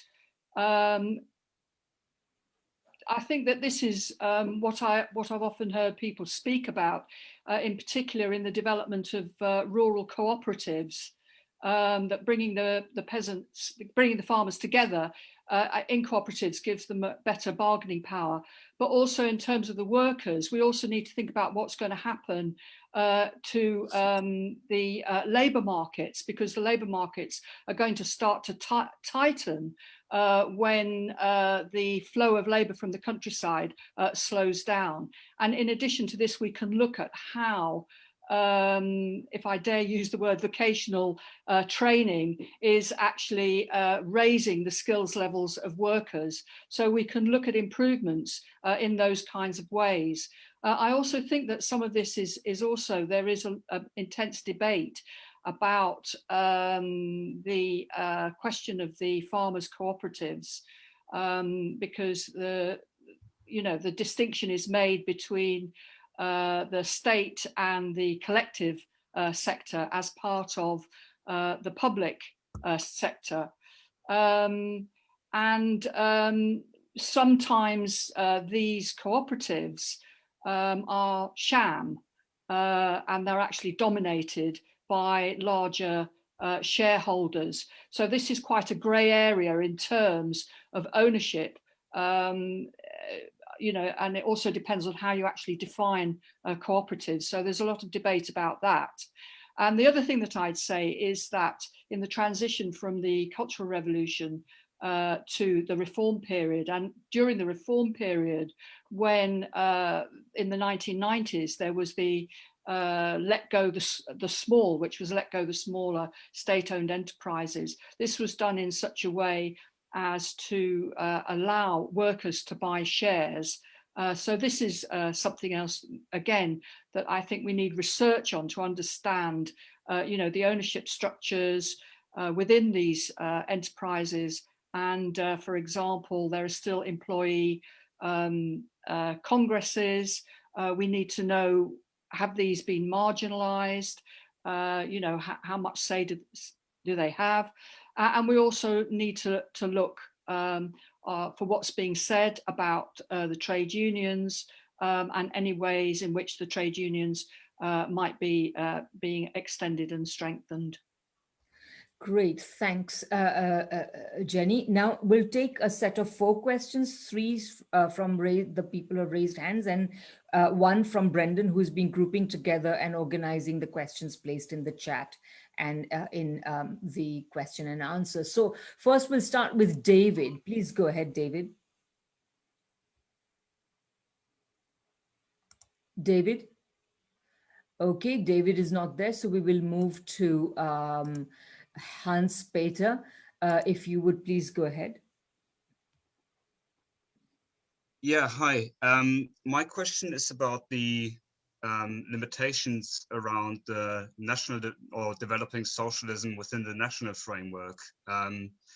Particularly, obviously, the Cold War is being launched by the US and European powers, Australia, etc.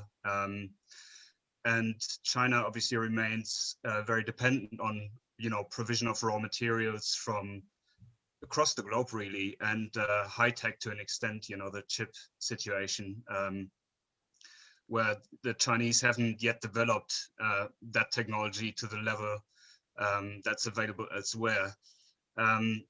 So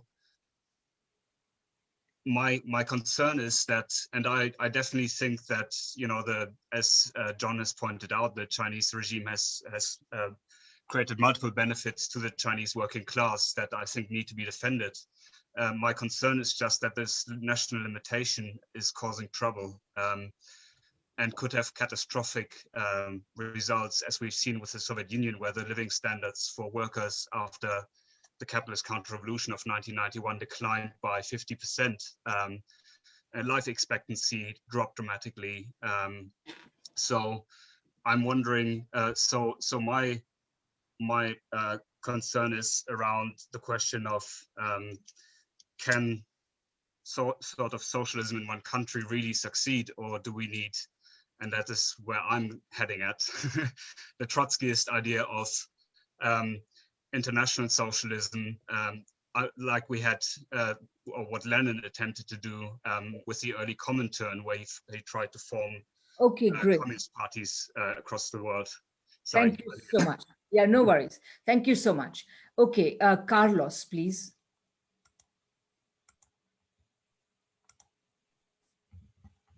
Go ahead, Carlos. Can you hear me? Yes. Okay, thank you.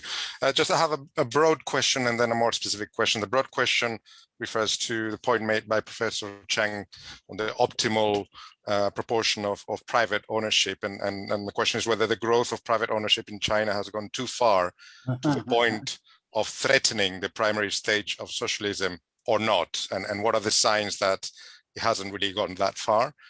And then a more specific question relates to all the talk about the rapid development of productive forces. What can the panelists say about the excess construction boom and the real estate bubble, which is a sort of symptom of early financialization? How does that contradict this rapid development of productive forces in the last 2 decades in China? Thank you.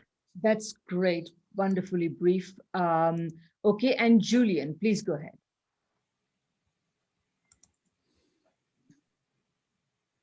And please unmute, Julian. Yeah. Okay, we've heard a lot about the strategy and decisions of the state, and to somewhat less extent that of the party in China, but we've heard almost nothing about the working class, apart from John Rossi's entirely uncontroversial point that some technical decisions have to be taken centrally. So I'd like to hear quite a lot more about what the Chinese working class is contributing to this, and what the party, if anything, is doing to promote this. Okay, great, Julian. Thank you. And Brendan, do you have a question ready from the Q&A? Yes, I do. So many of the questions have also focused on privatization and forces of production. So in the interest of time, I'm going to focus on those that focus more internationally, because I think we've heard a bit less of that. So there are a series of questions here that are as follows. With the US and its allies looking to economically hurt China through the trade war, China has focused increasingly on domestic production. What other steps could China take to overcome this? And a related question, it seems that as the economy becomes more successful, Western criticism of China has turned more to claims of lack of human rights. Do the panelists have any comments on this? Okay, great, excellent. So Roland, I saw your hand earlier, and so please wave your hands or raise your hands as you wish to speak. Roland and John, please go ahead, Roland. Yeah, I think there's many things. Two observations that are relevant here. I'll pick up the last one on the question of human rights. What human rights? They're Western liberal human rights, civic and political rights, and they're imposed on the rest of the world, assuming that everyone follows the same thing. What's neglected are United Nations statements, and also the majority of developing countries, that the primary human right is the right to socio-economic well-being. Okay, that's straightforward. There's a lot of discussion we can have around that one. The second one is, I think we should never forget that we are experiencing the sunset of the West. And a lot of the actions or indications of the sunset of the West. It only comprises 12 to 15 countries in the world that have historically been colonizers, Australia included. And the last European colonial power is in terminal decline, the United States. So any new Cold War is only by a very, very small handful of countries that are fading, and that China actually has many, many, many friends around the world, especially in the developing world.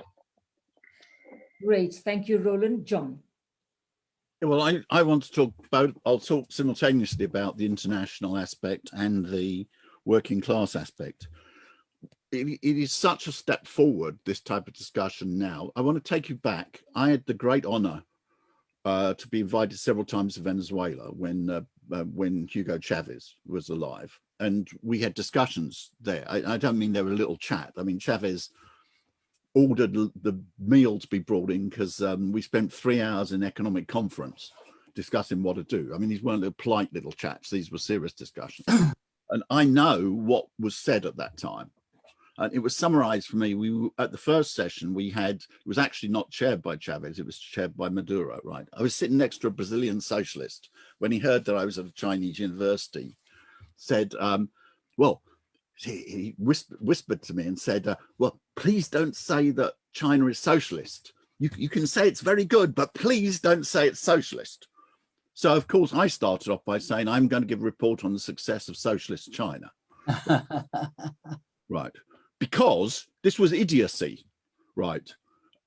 You had a situation where you have an economy that works. The most successful economy in the world in China is a socialist economy, and people in the left don't want to listen to this. I also know what was said in private in Venezuela, and I have known, you know, the person who I've had the privilege to meet, who I have most respect for, was Hugo Chavez, right? Okay, but I know what people around him were saying. They were saying, oh, China's not really socialist. You know, it's very rightist. It's really capitalist. You know, Western leftism is where socialism is at. It's more important to go and read some Western Marxist economist than it is to study China. This was a disastrous approach for the left in Latin America. What a difference to yesterday, right? We had the former president of Brazil. We had the former foreign minister of Brazil. We had two important professors, one of whom, incidentally, is Alias Jabbour. I know is attending this seminar because I've been in touch with him. Speaking, right, you've got in China, the number of people in China who followed this debate on Brazil, incidentally, was over 300,000 on all the channels, right? What a difference from where you had a little idiocy to learn it.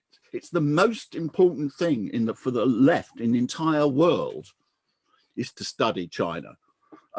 Now, China is not going to promote its model. It definitely doesn't do that.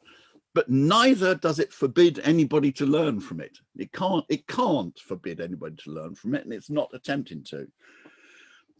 This is the huge thing, and this relates to the position of the working class in China. The idea, you know, there is a Marxist theory of the state. Somebody wants to say that capitalism is restored in China has to explain when it happened. In the question that as you can't run reformism backwards, as somebody put it. We know what happened in Russia. On the 7th of November, 1917, the working class took power. In August 1991, capitalism was restored in China, in Russia. We know exactly how it happened. You could see it was broadcast on the television. If you want to say that as the working class took power in 1949 in China, you have to explain when capitalism was restored in China, because we know exactly what happened in the Soviet Union. And finally, therefore, on this point, no one is making out the case that there have been no mistakes made in China. This is idiot thing. Rightist mistakes have been made, leftist mistakes have been made, etc.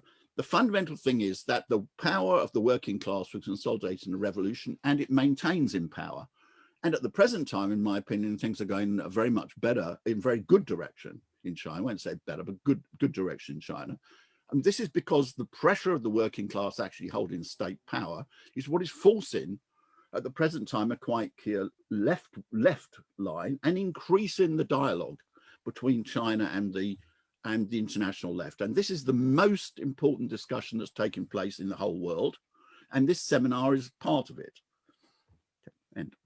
Great, thank you, John. David, please go ahead. Just a minute. Yes.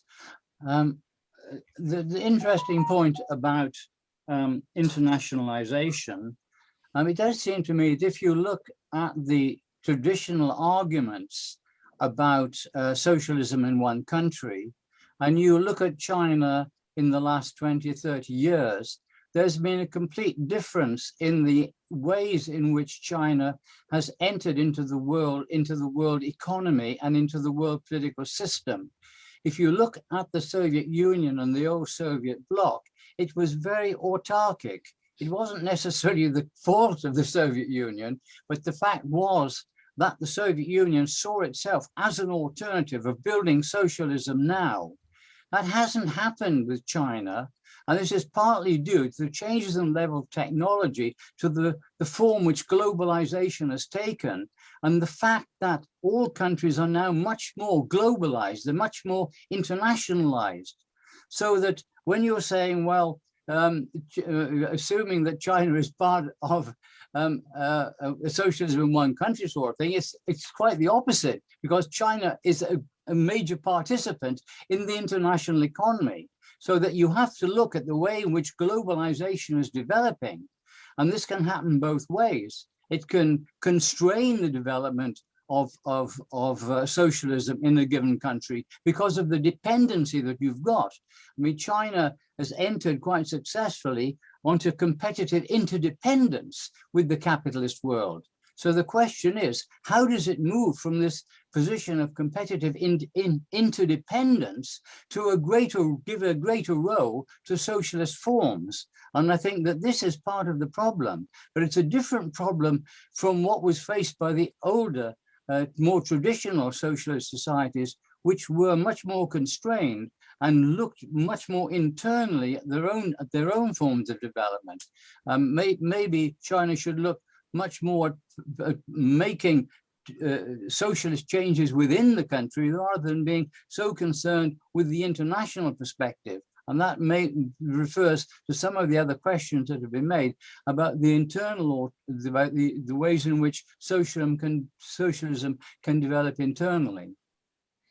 Okay, thanks, David. Now we can go to a final set of questions. So first of all, let me say there are so many questions, both in the chat, in the question and answer feed, and there will be some people left over, but I'm going to take 3 questions from the raised hands and one from Brendan, and then that will be the final one, because we are already over 2 hours and this is going to take us probably 2.5 hours. Okay, so I'm going to ask Sauradeep to please pose his question. Hi, can you hear me? Yes.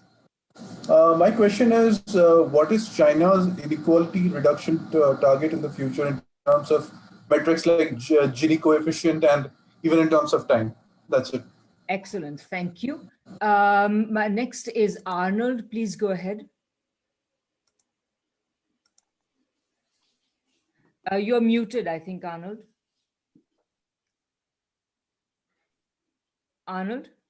Okay. Yeah, that's right. Okay. Yeah. That's right. Okay. A quick question to John. Would you happen to have the exact date and title of the Fidel Castro statement with regards to China? Great, thank you. And finally, Dimitrios, please go ahead. Dimitrios, are you there? I'm speaking. Do you hear me? Now we can hear you, yes. Yes.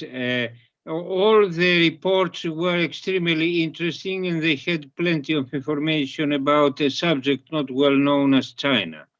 Still, I am a little bit surprised that the focus has been on material conditions, on ownership relations, on planning versus market, and there was not enough focus on the capacity and reality of the control of the masses over, and even of the participation of the masses in the running of their society.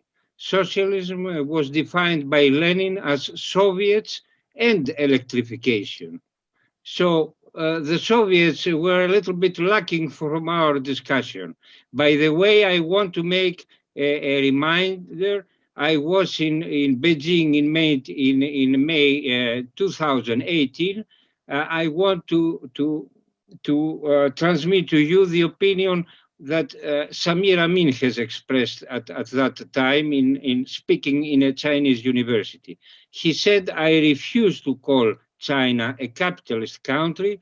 I refuse to call China a socialist country," just for information. Thank you. Okay, lovely. Thanks so much, Dimitrios. Okay, so, and Brendan, one final question from the ones you have been looking through. So there's a series of questions here sort of around China, the development of technology in China. So we'll just kind of read out this series of questions. One of them is, how does the development of technology affect the forces and relations of production? Is there a danger of domination by knowledge workers as a kind of elite, even with a completed socialism? And what is to prevent their self-interested domination? There are also questions about China's use of AI and algorithms, wondering what strategies there are to combat the extreme use of these technologies in business strategy plans, as well as questions about how the advent of bitcoins and changes to international currencies affect the prospects for a return of international balances of payments, and how this affects Asian countries. Great, thank you, Brendan. So among the panelists, who would like to begin the process of answering? Did I see your hand up, Roland? Go ahead. Yes, a very, very brief one.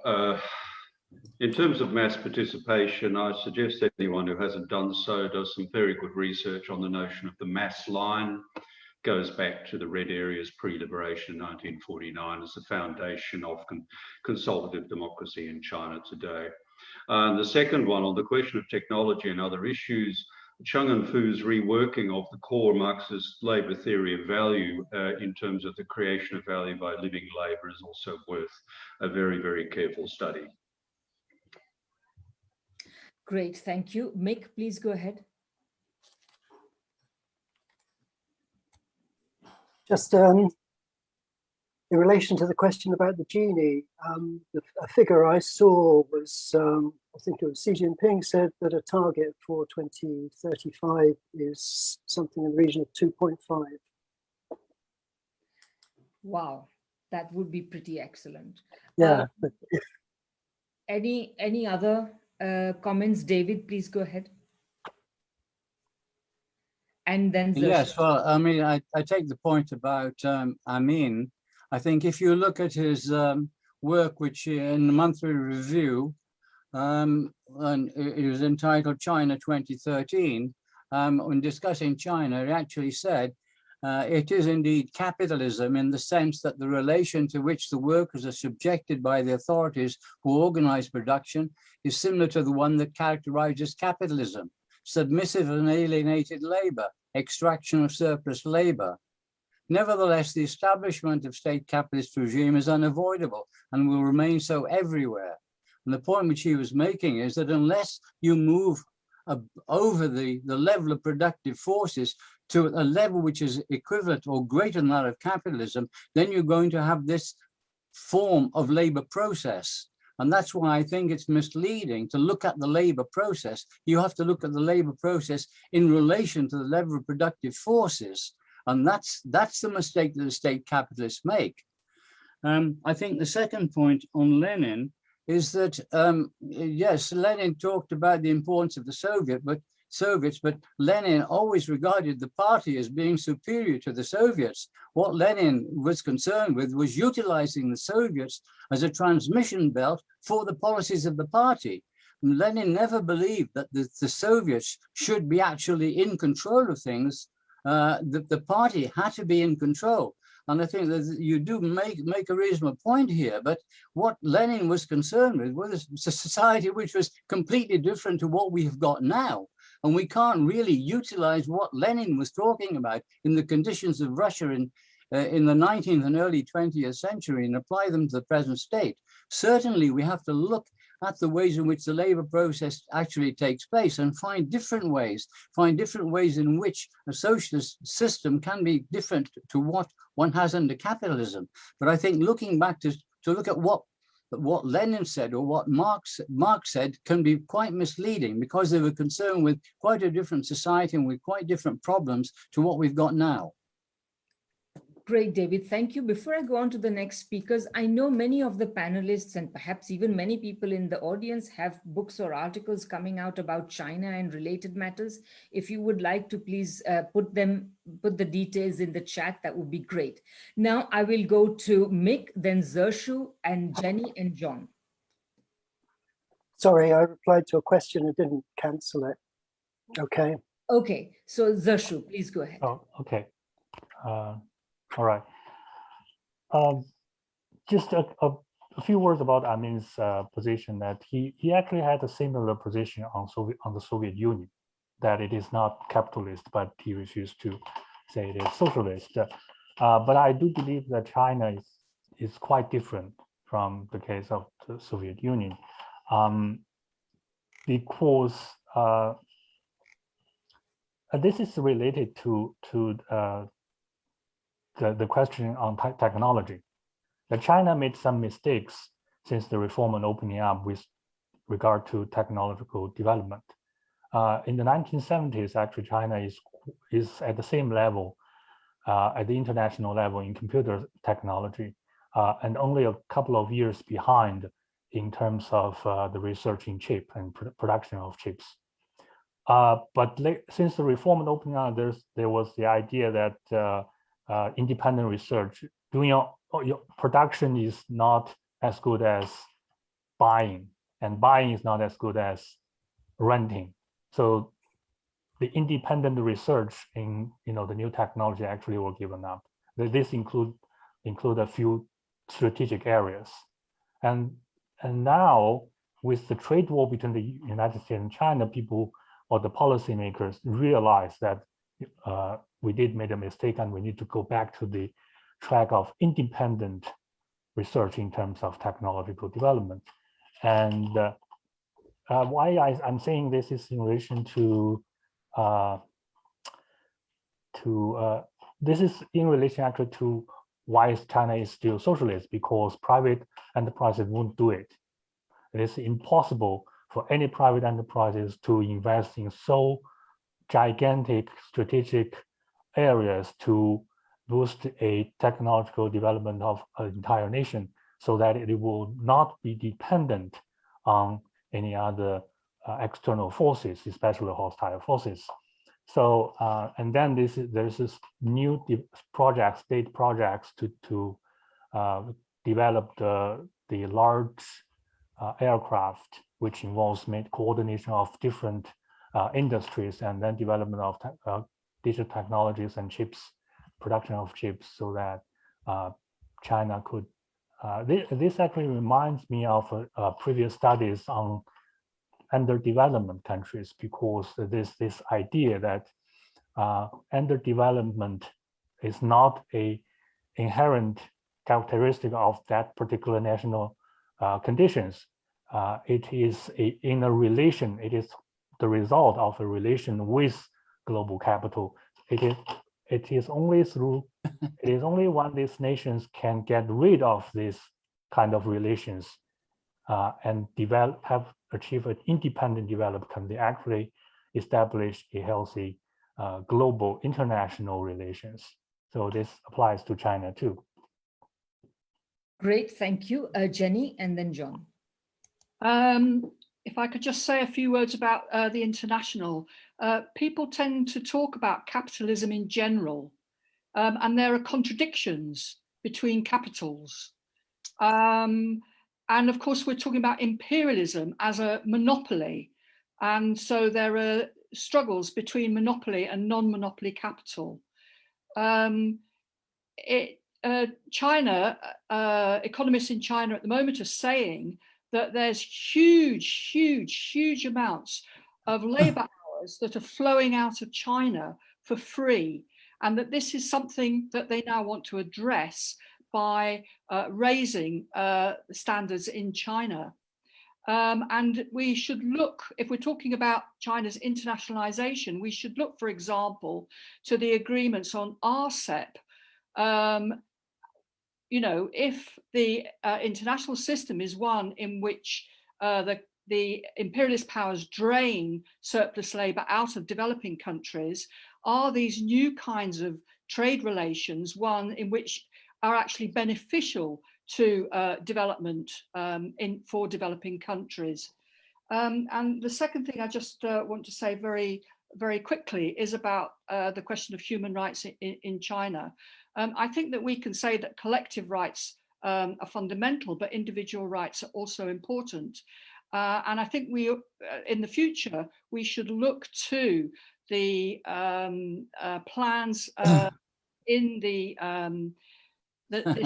upcoming 5-year plan and the 15-year plan, where they're also going to address improvements in the legal system. Obviously, in terms of the legal system, China has a long way to go. Thank you, Jenny. And finally, John. Yeah, just firstly, on the request for the quotations from Fidel, I've put into the chat an excellent article by Ajit Singh on Fidel Castro's analysis of China, which you can find all the relevant quotations in there, right? Okay. On the question of inequality, inequality has become a serious problem in China, which has got to be addressed, but it doesn't alter the character of the Chinese state. It means that on some things, different policies are required. I mean, if you want to put it in technical Marxist sense, the class character of the state is not determined by the distribution system within the state. It's determined by the means of production within the state. Okay, and therefore on these matters, no one is trying to say that everything, including the CPC, incidentally, that everything in China is perfect, that no mistakes have been made, or anything like that. It's just that the overwhelming results are positive from the data which I gave, including, incidentally, most positive of all for the poorest people within society. I mean, it's just a gigantic thing to take 853 million people out of poverty, which is 3 out of every 4 people taken out of poverty in the world. I mean, if that's not benefiting, well, it wasn't, many of them were peasants, of course, technically, they weren't workers, but nevertheless to benefit the people of the society. Finally, just on the question of mass participation and discussion and et cetera, et cetera. I think that the presence of the Chinese working class is a massive presence in society. One of the reasons that Xi Jinping is so popular, and anybody knows China knows that he's extremely popular, is because of the clamping down on corruption, the improvements that have been made in health, the improvements that have been made in education, all of which are benefiting the working class. But also, if you take it a more level like that, people don't understand the degree of discussion which takes place in China. There is far, far more discussion takes place in China than takes place in Western countries. The Chinese internet is a continent all of its own. Fortunately, because of modern translation technology, it's a continent which anybody who wants to can access now. Anything, translation software is now sufficiently good that provided it's online, you can read it. I mean, the grammar is crap and all these types of things, but this doesn't matter. You can follow any debate in China if you want to. It's a sort of arrogance that people don't. But just to give you the ideas, I mean, extraordinary things. I mean, just from personal experience, because I'm active on the Weibo a lot. There was a debate between myself and the chief economist of HSBC in China on the role of total factor productivity in economic growth. This is the type of subject which obviously grips the masses with this type of thing. But do you know how many hits there were? There were 2 million hits on it, right? On the discussions that take place, for example, at the No Coal War. Okay, the No Coal War first meeting, launch meeting on 25 July. On the reports on it on Global Times, there were more than 100 million hits. Right, it was the hottest item in China. The public in China is immensely better, more knowledgeable about the outside world than the outside world is about the situation in China. As I say, yesterday with the No Coal War meeting and Tricontinental meeting, there's 300,000 people watched. I'm very much regret to think, well, possibly in Brazil, you may get the same numbers of people given the participants, but you won't in most countries in the world. But this is an extremely important event. You have a discussion between the former president of the country, some of the most important mass leaders in Brazil, having a discussion with important people, important intellectuals in China. This is an event not merely for Brazil or China. This is an event of international significance. But while this gets the type of attention that you would expect deserves in China, it's not getting the outside. And then finally, as was referred to around Professor Cheng Enfu's debate, there was a huge discussion takes place in China between Professor Cheng Enfu and other people, neoliberals. You've got every conceivable variety of economic theory in China, from people I would regard as utterly dogmatic Marxists in the bad sense, through to neoliberals and this type of discussion. And the discussion which also takes place around all sorts of matters which take place in China. So don't think the Chinese working class is a massive pressure in society. And I will say very honestly that the level of discussion in China is much higher than in any Western country that I know. Thank you, John.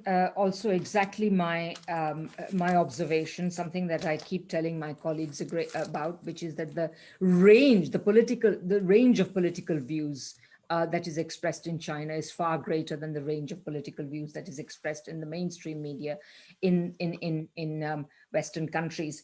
Okay, I think we should bring this wonderful session to an end. As I said earlier, this is the 7th of the panels that the International Manifesto Group has organized. We have several coming up, including one on sanctions in about 4 weeks' time, and in about 2 weeks' time. In fact, there is one not exactly organized by the International Manifesto Group, but some of the people you see here will be on there, which is also about China and how the Western left should engage with China, which is a plenary session of the Society for Socialist Studies annual conference. Okay, having said that, I just wanted to end by simply underlining a few things that were said. I mean, one of the remarkable things that has come out in this discussion very well is how amazed. In a certain sense, I think China's success, China's historical role, apart from everything else, has actually been to make historical materialism relevant again, to make Marxism, the Marxist tradition and Marxist categories as a way of understanding the overall world economy, the role of different economies, very relevant, because these are basically the best terms in which to try to understand it. We can improve upon them, but there is nothing better so far. And I think that is shown. I'm also glad that people emphasized that this discussion has brought out also what remains to be done, and also how fluid the situation in China is. And of course, if this discussion, I hope, will have contributed to putting a stop to the extent to which Western leftists in particular are participating in the new Cold War on China. I hope that this discussion will make it more clear to more people than before that all the discourse about democracy, human rights, etc., have very different answers if you look at it from the perspective of China, China's historical role and China's historical development. So thank you very much to all the panelists. Thank you to all the attendees. I would like to say that we still have about 2/3 of all our attendees 2.5 hours later with us. So that's a pretty big achievement. And I'd like to also say to attendees that if you feel that you would like to send to us any suggestions for future panels or speakers or so on, please write to us at secretary@geopoliticaleconomy.ca. I've just put the email right there. So thank you again, and we look forward to seeing many of you at future discussions. And thanks to all the panelists for absolutely brilliant and very thought-provoking remarks. Bye-bye. Thank you. Bye-bye. Okay. Ciao.